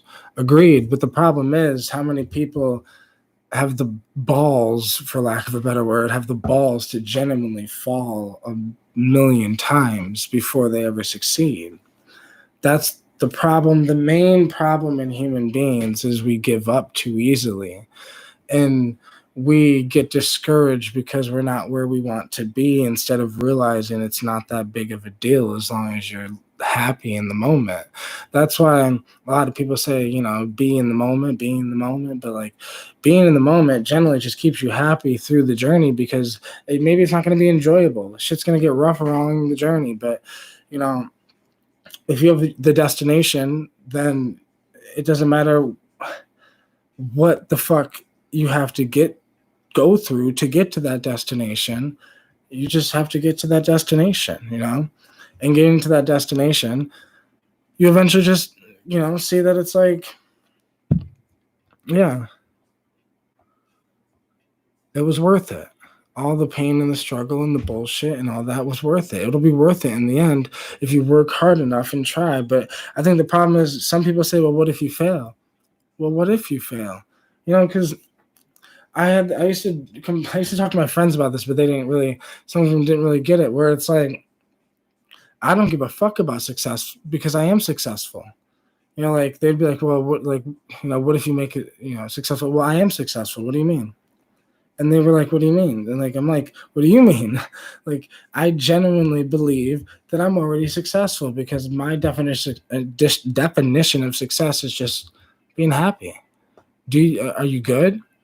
And the funny part is, I'm not, and it's not necessarily happy. It's just,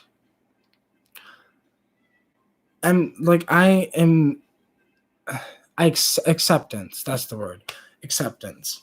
I'm in full acceptance of life, no matter what it is. Happy, sad, whatever.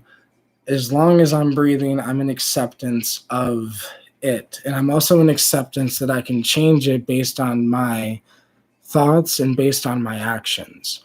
And yeah.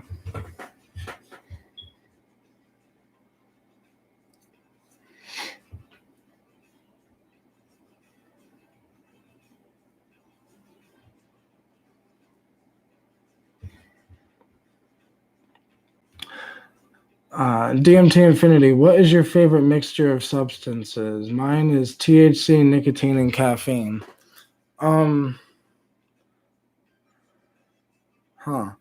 It depends on when you would ask me this question. Like, with mixtures, it's always a when.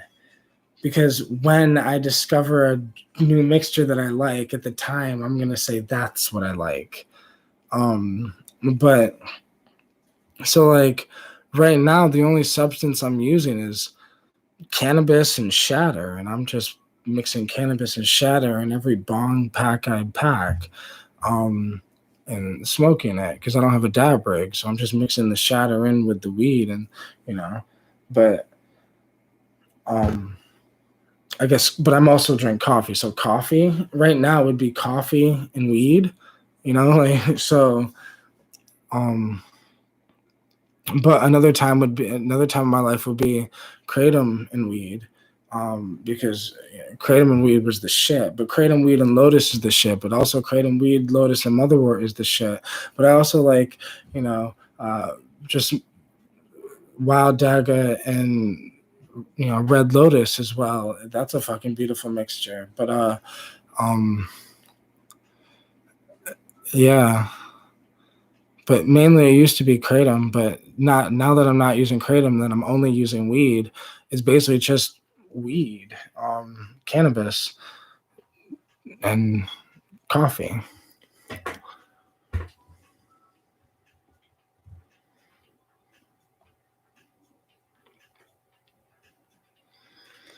No.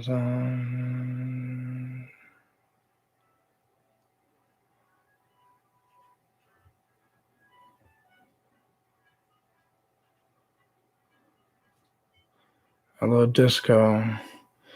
If I'm here, high as fuck for sure.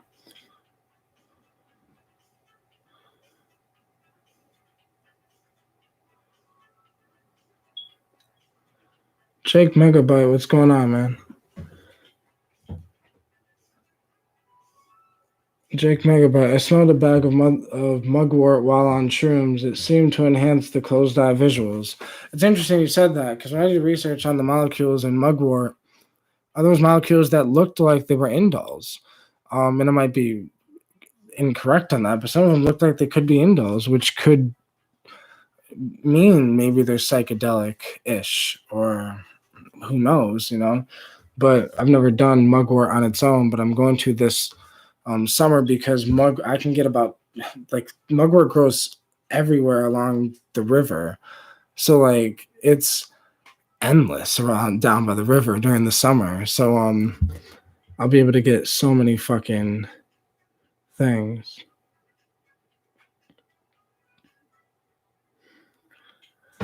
DMT Infinity, that moment you should have gotten a Walmart or trash bag while on the toilet. I'd rather fail than never try. Razan, what's up, man? How are you? It's Nazir. Where can one purchase some good old kratom? I don't know nowadays. Because the only place I know is my vendors, but I know one of my vendors isn't selling kratom right now, and the other vendor, I need to be able to buy enough, like at a time. So I'm just trying to save up and trying to get enough to start my business back up and going. I've literally been out of the kratom loop for a while now because I haven't used kratom in 6 months. And when I was using kratom 6 months ago, I was just buying it from the convenience store.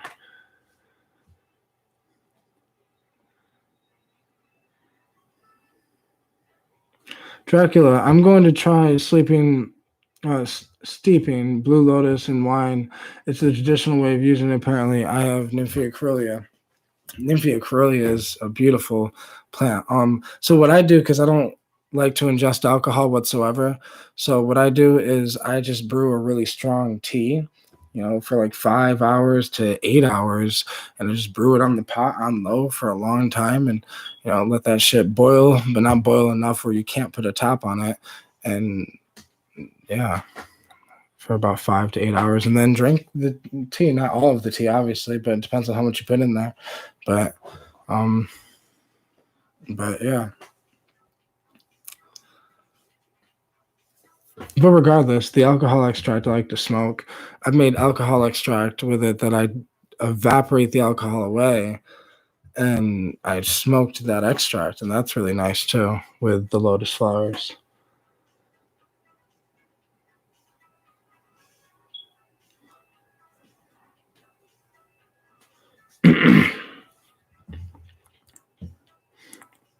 Levi, what's going on, man?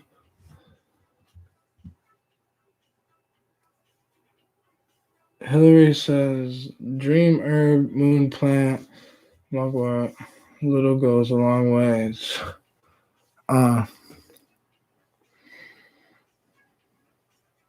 Levi says, I had mad withdrawals from kratom. Me too. Yeah, me too. That's my only hesitation right now from using kratom. It's the most fucking amazing herb ever. I can work harder on it. I can do this on it. It just helps me.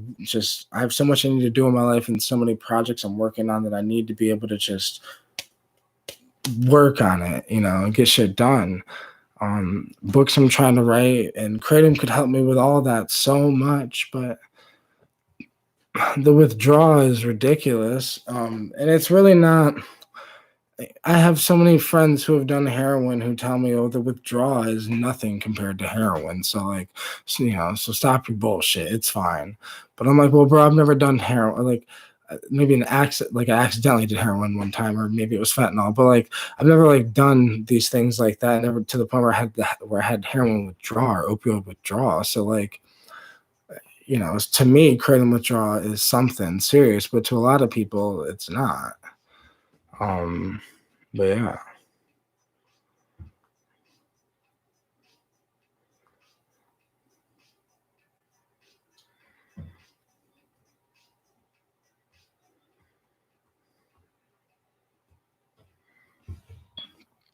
Fuck yeah. Now that the bar's packed, though, everyone should get their bong ready, their bowls ready, their joints ready, their whatever ready, and let's all smoke together. The beauty of the internet.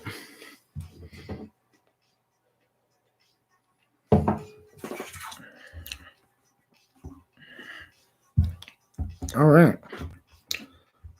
Hold on.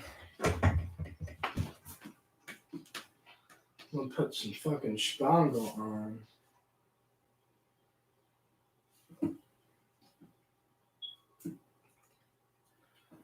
Because what's interesting is I can play the spangle on a live stream and not get the live stream taken down or flagged. But if I play like other music, it gets flagged, and like obviously like copyright right strikes and all that other BS. Spangle is pretty dope though.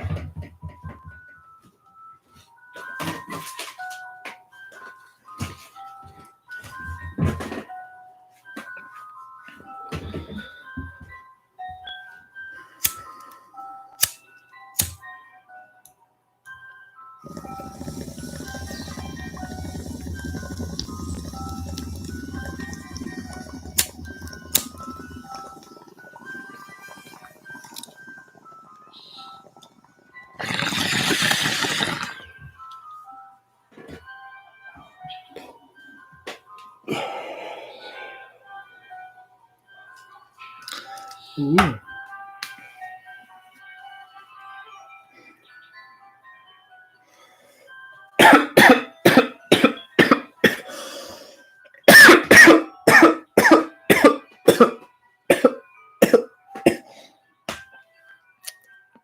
Ooh. Fuck yes. High as a motherfucker.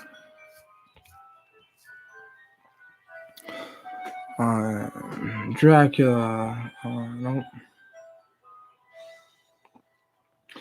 Hillary, right on. Jake Megabyte, I'm high as fuck again watching this stream. Fuck yeah. I'm high as fuck too. Dracula. Well, cheers, DMT Infinity. I'm about to hit the bong in a second again. You know, it's interesting. I love the live streams because I love to smoke, I guess. And it's like on live stream, I could just smoke with, vibe with people and, and it's fucking dope. Dracula, I have restless legs from withdrawal from kratom. Ashwagandha seems to alleviate a lot of it. I do nice and flush because your blood is saturated with it. Important to exercise to get homeostasis as far as neurotransmitters. Yeah, it's interesting that you said ashwagandha because that's what I used. But when I was going through severe kratom withdrawals from kratom alcohol extract, and this extract was like I was just basically using kratom extract and high doses of it, and I basically quit using regular kratom, and I never used kratom without the extract in it, and it was just like the withdrawal from that because I didn't get the taper from that. That was a straight like boom, and then that was like a straight like me fuck up. Like I thought I had two other full fucking bags of the shit, but nope, had none left. And then used the last bit of kratom and realized I had none left, and I was like, shit. Like I realized I wouldn't be able to order more for a week, and then it would take 2 weeks to get here, so it would have been 3 weeks no kratom. So so that shit was shitty. So after that, that's when I figured out kratom is addictive. When I was using kratom extract for 2 months, basically experimenting with it, and then ran out of kratom in general. And yeah, but restless legs, ashwagandha, gynostemma can help. But gynostemma is another because ashwagandha is an adaptogen. Gynostemma is an adaptogen. Adaptogens can definitely alleviate the symptoms and of withdrawal in general. I used high doses of cannabis as well. I think I wish that I would have made edibles, because I think an edible would also help more because kratom has this nice feel on the body. Another herb that generally helped me was motherwort, wild daga, blue lotus, like things that also somewhat affect the body. Because kratom, works in the body and it kind of relaxes, and motherwort and things like that are nice and relaxing.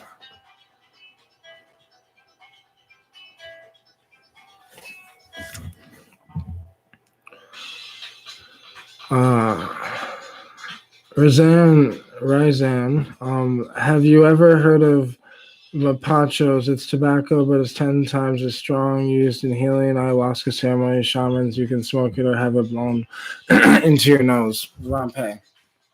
I actually have heard of Mapacho, Nicotianica rustica. And Nicotianica rustica, it has, like 10 times more nicotine than normal cigarette tobacco. It's also most likely has more of an MAOI because tobacco contains basically the same MAOI that ayahuasca has in it, just in small amounts. It contains harmine alkaloids, just in really small amounts. Normal tobacco that people smoke in cigarettes, but the traditional Nicotianica rustica or the Mapacho, it contains more nicotine, also more of the harmine alkaloids, which are the MAOIs. So it's interesting that it does that. Now, I've looked into Rampe. I've also looked into like things like Yopo as well, the psychedelic snuffs, the things that the shamans would blow up their nose, right? Because the shamans are the ones that basically invented taking drugs up the nose. And like this today, a lot of people can take drugs up the nose, but the shamans were the first people to think, well, let's see if this works up the nose then, and but what's so crazy is they were crushing up fucking seeds. For Yopo, they would crush up seeds, Yopo seeds, and these Yopo seeds contain DMT and 5-MeO-DMT and other tryptamines, and they crush them up and roast them, and then crush them into a powder, and then have it in a tube, and your friend would blow it up your fucking nose, and it would hit you in the nose, and it'd be like getting punched in the face, and because imagine getting you gotta imagine grinding coffee grinds to a powder, like fine powder, and then just hit with the nose. It's probably similar to that. Now Rampe isn't as intense because it's made with tobacco, but sometimes it was made with tobacco, just the leaf, the crushed up leaf. But sometimes, like nowadays, I'm pretty sure they make it with the extract because you could still buy. They call them snuffs. You can still buy snuffs at like some convenience stores and some gas stations, just like you can buy tobacco chew. Some gas stations still sell tobacco snuffs, and I'm pretty sure modern day snuffs are probably made with extract instead. Because if you have water dissolved extract, it'll also work, as a snuff as well. But but it's interesting. I'm not into tobacco at all. I don't smoke cigarettes. I don't use tobacco. I'm like kind of it's weird because the shamans look at tobacco as this sacred thing that it is. In their aspect, it's sacred. For me, it's killed millions of people, but cannabis has killed nobody. But yet, for some weird reason, the shamans look at cannabis in a negative aspect. And cannabis is what I smoke instead of tobacco. But, to each his own now. The shamans also have a different perspective of why they're using tobacco. Jake Megabyte, what is the weirdest experience you've had on shrooms, Mark, and anybody else in the chat? I already asked that question because I feel like I just answered that question somewhere. I feel like somebody just asked me that question not too long ago. But with mushrooms, I guess it was when I smoked DMT on mushrooms, because then it for some reason it made the mushroom trip dramatic for like 4 hours. Like it wasn't like it made it so it wasn't a DMT trip, it wasn't a mushroom trip. It became this dramatic trip, but this dramatic trip was like just different. But yeah, that was and I guess also when I took 3.5 grams of mushrooms one time, I like was looking at these lights, and there's these lights and this laser thing that I had like dots, and it looked like stars almost, like.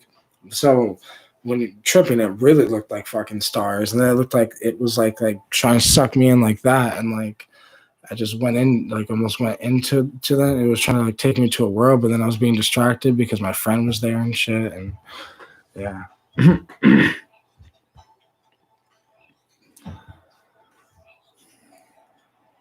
Dracula, sorry, my right, I messed up. I'm high as hell. I'm high as fuck, bro. I don't know if you can tell, but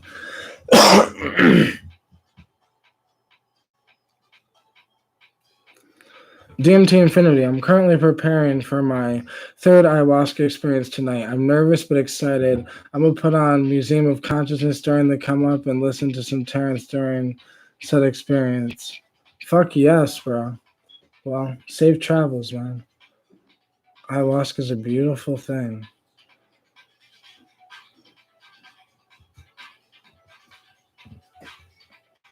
Dracula, do you think edibles made from hemp would help?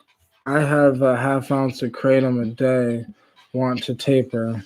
Um, yeah, like yeah, CBD would help. I'm pretty sure CBD would help. Yeah, like a CBD edible. Um, the reason I mean a cannabis edible would probably help even more because the psychoact, unless you have something against the psychoactiveness of cannabis, but like because some people prefer CBD weed, prefer hemp over straight just THC weed, but THC will help with any type of withdrawal, I guess, at high doses in a sense because it's a euphoria. Any type of euphoria is great when you're feeling like shit from a withdrawal. But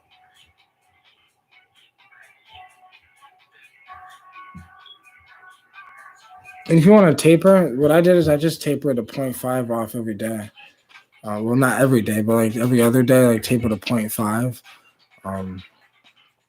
So just reduce the dose 0.5. Sometimes reduce the dose of 0.3, but like 0.3 grams over, a long period of time becomes a lot,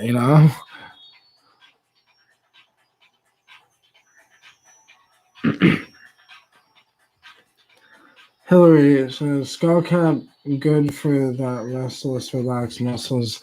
I've never tried skull cap.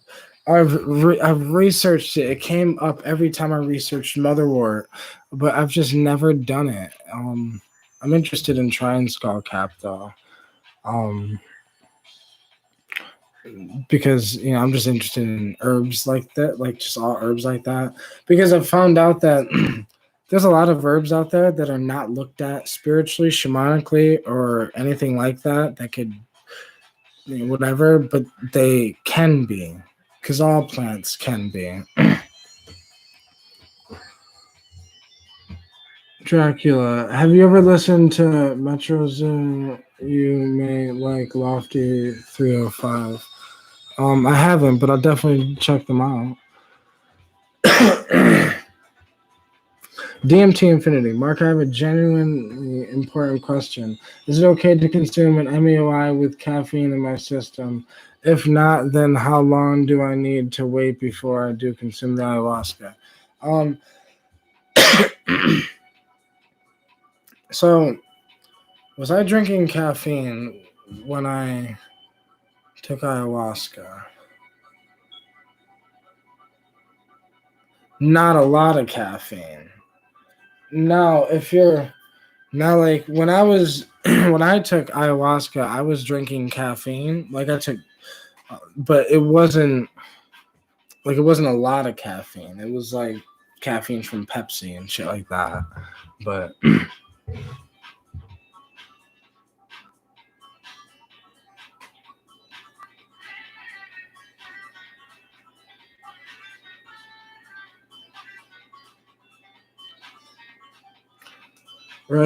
Roseanne says the spirits are pleased when they're offered tobacco. Although in India, cannabis is a sacred plant, they have prayers for cannabis too, I believe. Correct me if I'm wrong. But you're 100% right. Yeah, in India, cannabis is like praise and terms. We kind of talked about like, Eastern society is drenched in a cannabis culture, but they can't see it because it's like, their way of being is kind of like from the cannabis, just like the Western world's way of being is like from alcohol, because the Western drug is alcohol. But Indian society, the Indian way, like over in the Middle East over there, cannabis was naturally grown there. Naturally, just when I can see motherwort naturally grow in places around here, but shit, where they're at, they see weed grow on the side of the road. Like, and there's a lot of places that weed grows on the side of the road,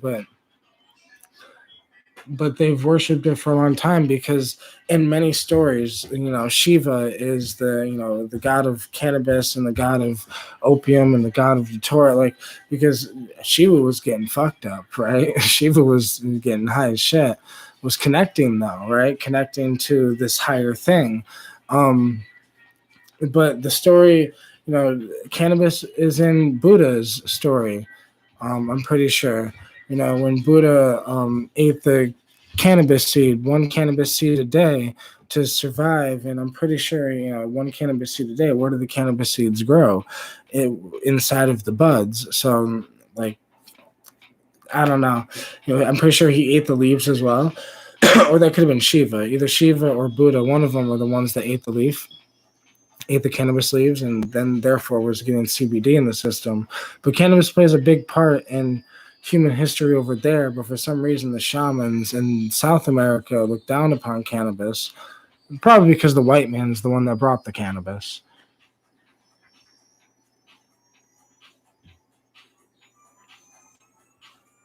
Dracula shouldn't make a difference DMT unless you mean the vasoconstriction effect of caffeine out of ayahuasca.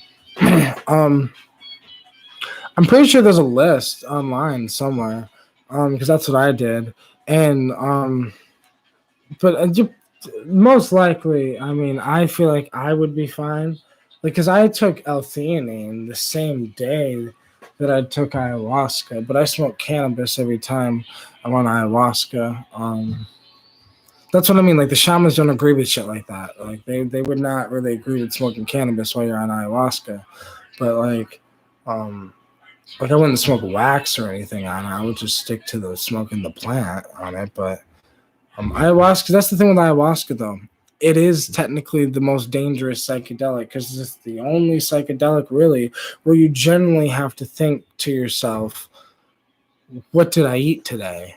Where you generally have to think to yourself, what do I want to eat? Your diet, it's like, what drugs did I take over the past, 2 weeks, or what this or that. It's like, ayahuasca is a thing you have to, just watch out for, because it is the dangerous one. Technically, more people have died from ayahuasca than any other psychedelic that exists on the planet.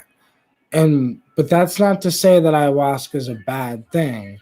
That's just to say that ayahuasca doesn't like you to be on anything else besides ayahuasca when you take it. Like, it's like ayahuasca wants you to. There are very few plants you can mix with ayahuasca without having a problem, without causing too many change or too many negative effects. But because, for me, when I didn't really brew it. I just took capsuled ayahuasca. But when I did it, it was just, weed that I smoked with it. But it was just the DMT, and it was pure DMT and the ayahuasca and the serum seeds. But if there's admixtures, that adds to another issue of how many things can you mix with it. You shouldn't really, because I'm pretty sure some mixtures could cause, heart palpitations and shit like that. Because that's happened to me on mixtures with herbs that weren't psychedelic. I've mixed some herbs and it's caused heart palpitations, and then took those herbs individually by themselves at extremely high doses, and it's fine. But if I mix them together at an extremely low dose, for some reason, it can cause heart palpitations. So it's like herbs are. I give props to the first shamans. They had fucking balls, because the very first shamans all died because they all were just trying different plants and herbs and extracts and mixtures and trying to figure out which plant is edible and which is not, which is medicinal, which is spiritual. Like,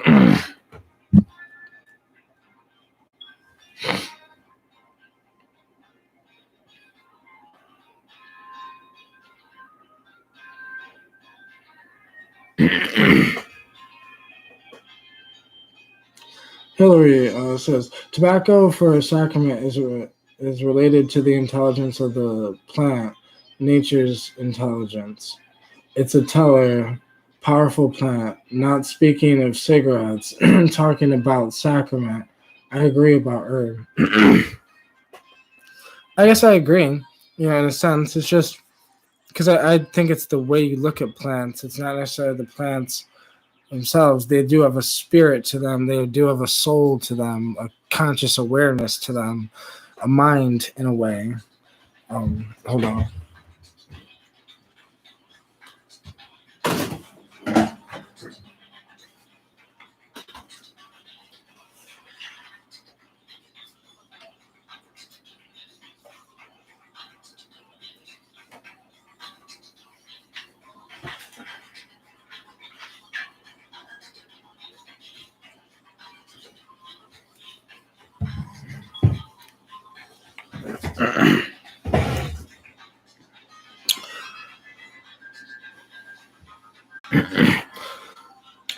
All right, Hillary, that's dope. Hillary says, peace to all. Keep on with the herbs, man. Check me on Insta, Herbwise. I'm an herbalist. Love that you're into the plants. If I can share any knowledge, happy to. Yeah, I'd love to share knowledge. That'd be dope. Because, like, I'm just really into learning about herbs and plants, and yeah.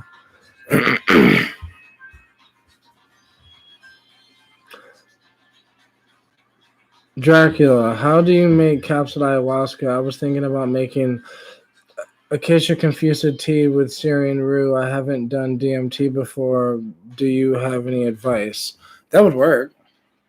What you said would technically work, as long as the acacia tea is strong enough. That technically that would work perfectly fine. But you'd have to dose it correctly, because Syrian rue seeds is a potent MAOI in a sense that if you took 15 grams of Syrian rue seeds, you're at risk of dying. So, like, there's no need to really take any more. I've noticed, and I'm not that big, though, because it's based on body weight necessarily, but, like, 3 grams of Syrian rue seeds is all I needed for it to be perfectly fine. 3 grams, but I didn't have a tea. I had pure white crystalline DMT.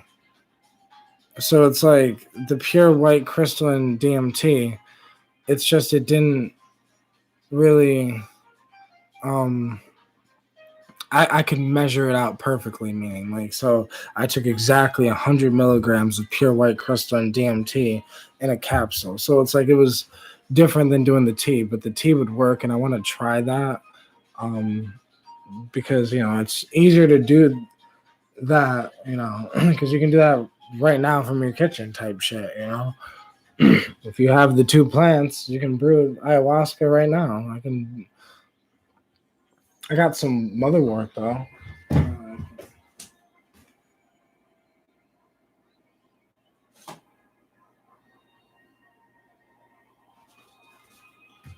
So the leaves are dry, like a little dry. But I got some wild motherwort leaves. Sometimes I like to just chew on motherwort leaves and swallow them. And let me tell you, these shits are fucking potent as shit for some reason when I do that. Like, it was a small one too. So, like, one this size, a fresh one, I just pick it and just chew it. I did this with my friend Twiz the other day. I was walking past and I was telling him that we walked past a motherwort plant that was growing. I was like, hey, that's motherwort. And he was like, oh shit, bro, really? I was like, yeah. I was like, because I told him motherwort grew around here, but he didn't realize like it just grows like that, like it's a weed. And so I just picked 2 small little motherwort leaves, put them in my mouth, put them in my cheek, kind of like people would do with tobacco chew, and walked around for like 15 minutes, chewed on it, and then swallowed it. And then me and my friend Twiz were just sitting there, and all of a sudden we were just sitting there, and then we realized, wow, we're feeling that. We didn't even need to spark. We didn't even need to smoke any weed yet because he was gonna roll a joint. But he was like, we didn't even need to smoke yet because like we were looking at the clouds, and it was just like, wow, we actually I just didn't think it would work. But motherwort's an interesting thing. Plants are fucking interesting, right?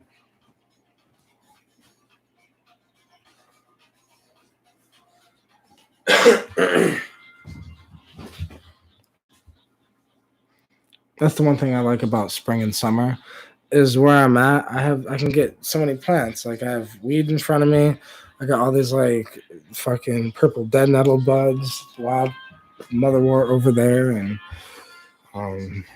I got some canna wax in front of me. Like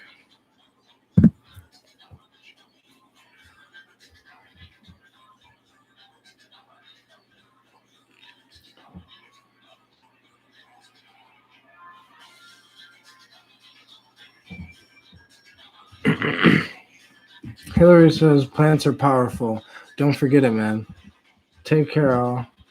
Keep your good vibes and immunity up and stress down. Good health to all. Real shit, though.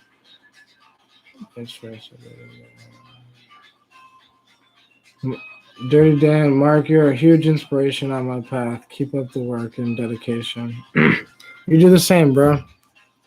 Because honestly, that's all I know how to do. All I know how to do is keep it up. Because what am I supposed to do? It's like, even in times of hard times when I want to say, yo, fuck this shit, I want to give up. But then I'm like, okay, I think about it. I give up. I'll give up for a day, and then I'll be thinking about it like, give up.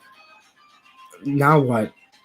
Well, I guess now what is I start again, and I keep trying, and I keep going. So every time I've given up, I don't give up for long.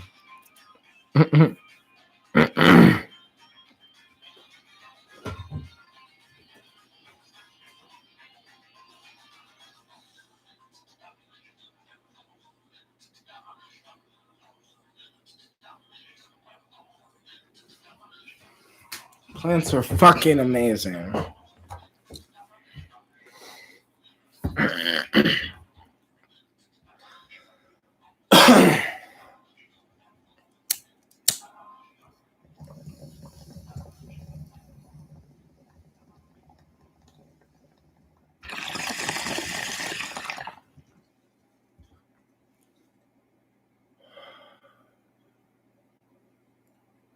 Colorado, bro. Hope you're doing good, bro. Enjoy positive vibes. I'm doing pretty good. Pretty good.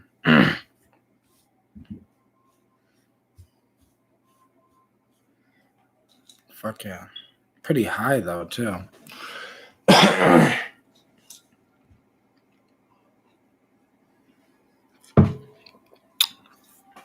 So what y'all want to hear about? Aliens, dimensions, quantum physics, quantum mechanics, psychedelics, weed, plants, herbs, drugs, questions. You want to ask, questions. So I always got a lot on my mind, like the future of humanity and where we're going as a human species. Like, I know, like some people are like, why do you think about this shit? Well, yeah, it doesn't really matter, but it does matter to me. It's like, I don't know. It's just the way that my brain is designed right now that I just tend to think about some deep shit, especially when I'm smoking. That's why it's like people underestimate cannabis, but cannabis is one of the first things that expanded my consciousness.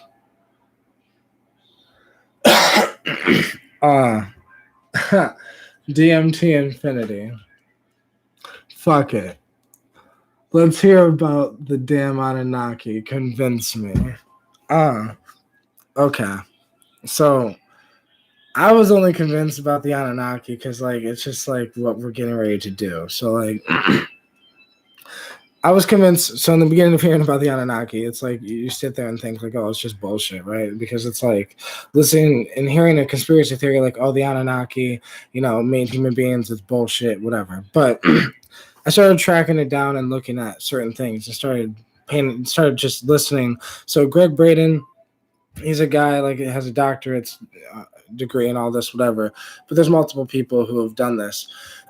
Human genome number 2 looks like it's fused together. We have a machine called CRISPR that we invented that can alter DNA. Now, our DNA looks like it was altered. And the theory of the Anunnaki is that human beings were created to be a slave species, a slave race. And the thing is that basically the theory is that they came down and basically changed our DNA and then made us smarter by changing our DNA to help them build the world that they lived in.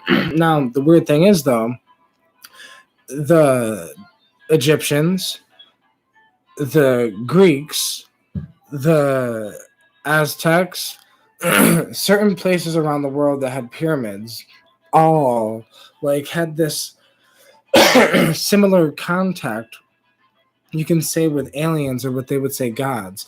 A lot of times, because think about it, primitive human beings would have thought that alien species coming to their planet would have been God coming to the planet, right? They would have thought that technology would have been like magically God. Oh shit. But so I feel like the Anunnaki, like listening, so I've listened to multiple people online talk about it, multiple theories, multiple whatever, and it's just the word the Anunnaki is the problem because it has this thing behind it now. But realistically, what it is we are going to do the same thing. That's why I believe it.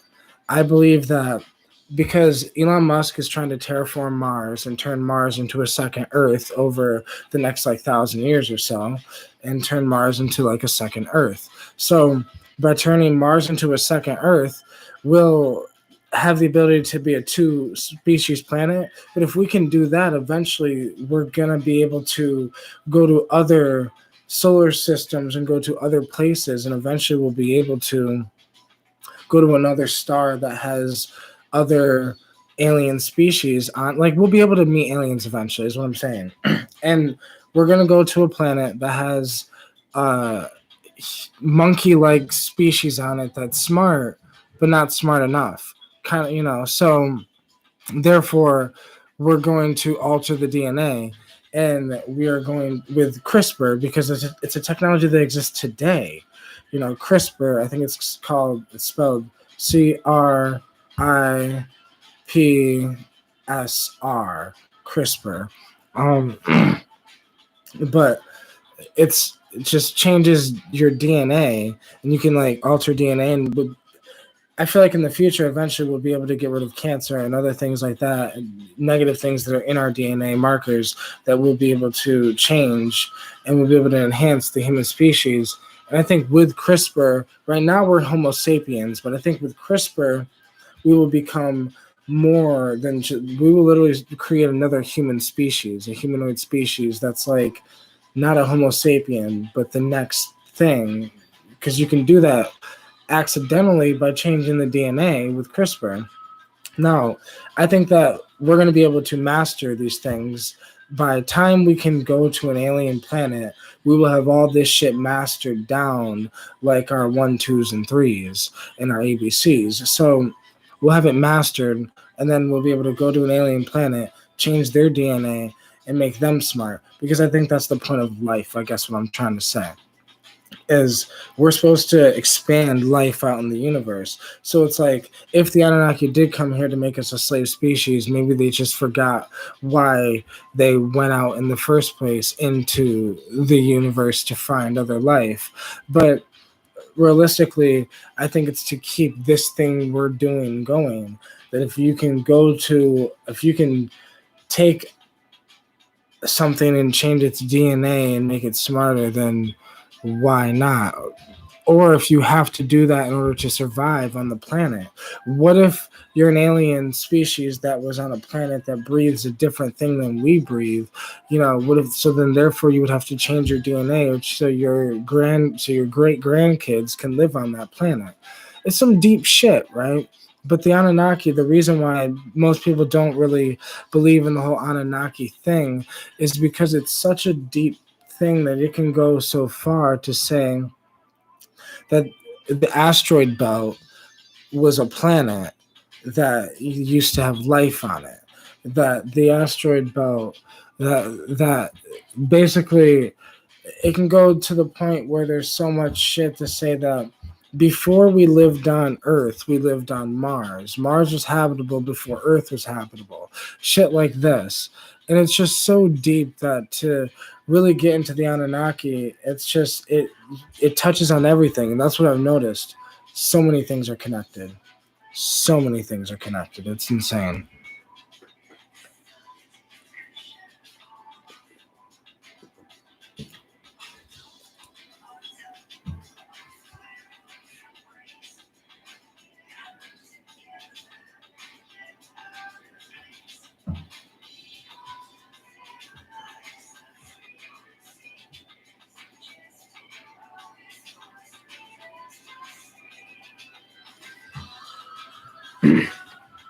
Dirty Dan says, let's talk about spooky action at a distance, what Albert Einstein called telepathy back in the day when he encountered it and had no known scientific word for the experience. I think telepathy, I think all experiences like that are just undiscovered sciences. We just haven't gotten to the point where we have been able to discover them. I think psychedelics, the fact that psychedelics are at high enough doses can allow you to access other dimensions of reality and other, that's an undiscovered science.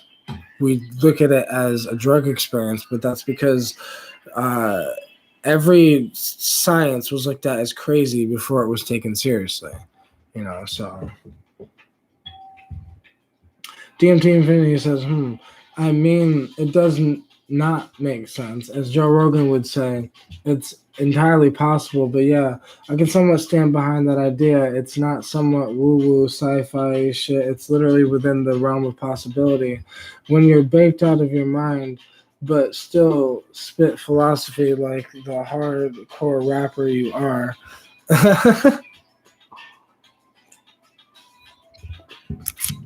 No matter how baked I am, like the only drug I've ever taken that affected my ability to philosophize or deep think in my own mind is alcohol, which is why I don't drink alcohol. But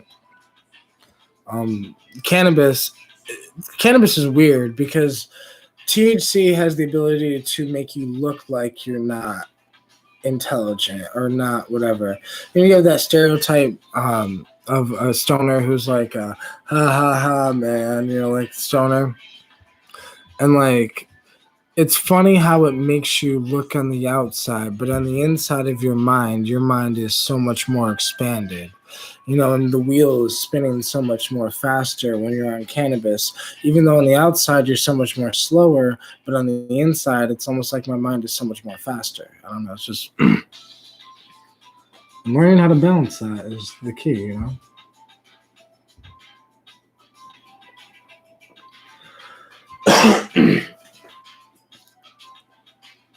I really think that the reality is interesting. DMT Infinity. Man, alcohol will make me rant for hours. Granted, I'll forget every other few paragraphs I say, but I'll go all day and night. I mean, Alan Watts drank alcohol. Alan Watts, I'm pretty sure, drank alcohol like all the time. That was his thing. Cannabis is my thing. For a while, cannabis and kratom was my thing. Like my thing was, I would take kratom, and 30 minutes after taking kratom, I would always smoke cannabis. To the point where I started calling it my 30-minute mark. And I'd say, well, I got it. It's my 30-minute mark. I'm about to smoke this cannabis, and boom. But like,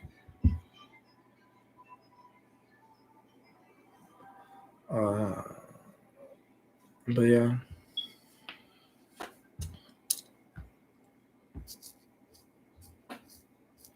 I was thinking about doing the motherwort, but I was like, man, I'm already really high.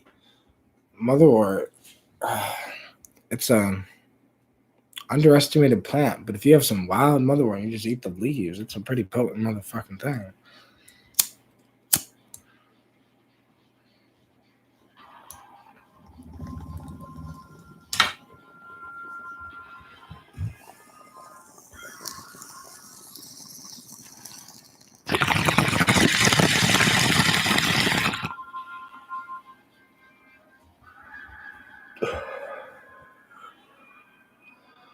Ooh.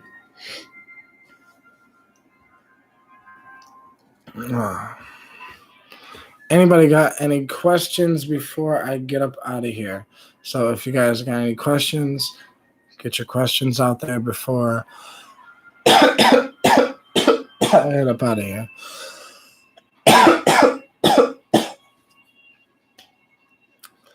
Got a lot to do tomorrow, and I've been on the grind lately, and I just want to make sure that I'm good to do what I need to do tomorrow. It's so crazy how 2 hours and 21 minutes has gone by since I did the start of this live stream. And like, it only feels like it's been like 20 minutes. And that's the funny part about when you're doing something you love, right? It's like, it's timeless. And like, I guess I love to do live streams enough to the point where it makes things timeless.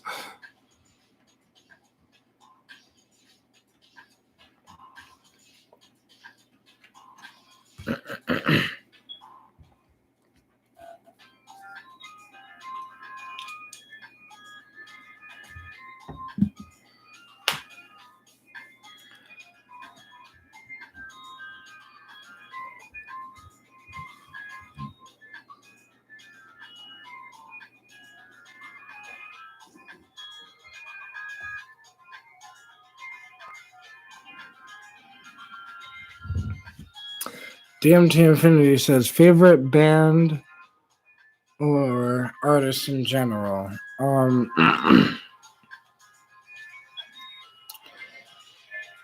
It depends on which genre. There's multiple genres. I guess like in like trippy music, I guess, because that's what you can call what I listen to, I guess, for the most part. It's like just nice vibing type music. But like Tame Impala is the first thing that comes to mind. I fucking love Tame Impala. Spangle, Bass Nectar,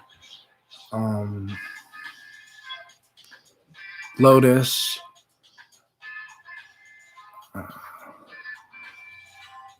Yeah, that's more of that type of shit. I guess those are like some of my favorite out of all of them. Rap music. I don't really fuck with much rap music. What's weird is I feel like female rappers are killing it in the game right now compared to like male rappers. But like, I really fuck with Snow the Product.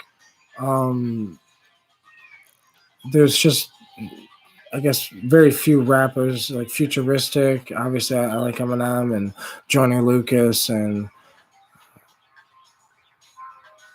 like Chris Webby. Like, there's very few of them. But Tech Nine,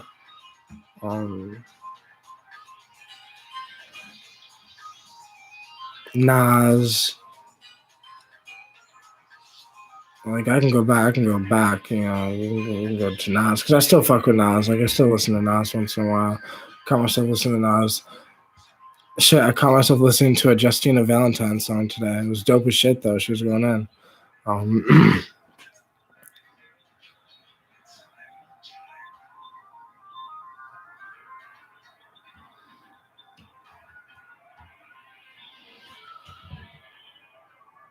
Oh, I also like Jhené Aiko. I like Jhené Aiko's music too.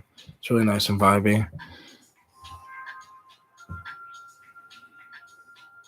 Doja Cat. Fuck with Doja Cat too.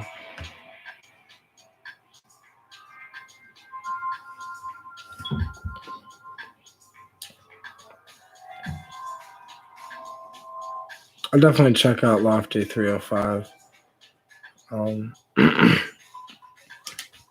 It's hard to find rappers that really rap. That generally, like, because I like rappers that like go in, like, as I mentioned, Tech Nine and like Eminem and Futuristic and like these are artists that are going in, like, yeah. Obviously, I like Lil Wayne, like Lil Wayne's old shit, like Drought 3, yeah, the Carter 3 was the shit. The Carter 3, the leak was the shit. But a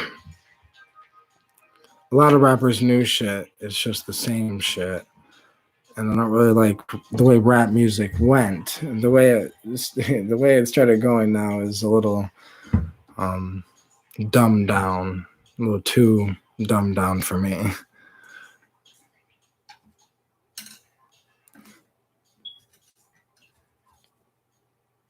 But yeah. But I appreciate you guys being in this live stream. Y'all are fucking awesome. And I will see you guys in the next live stream or the next video. I have a bunch of videos that I need to upload, so I might as well just upload those.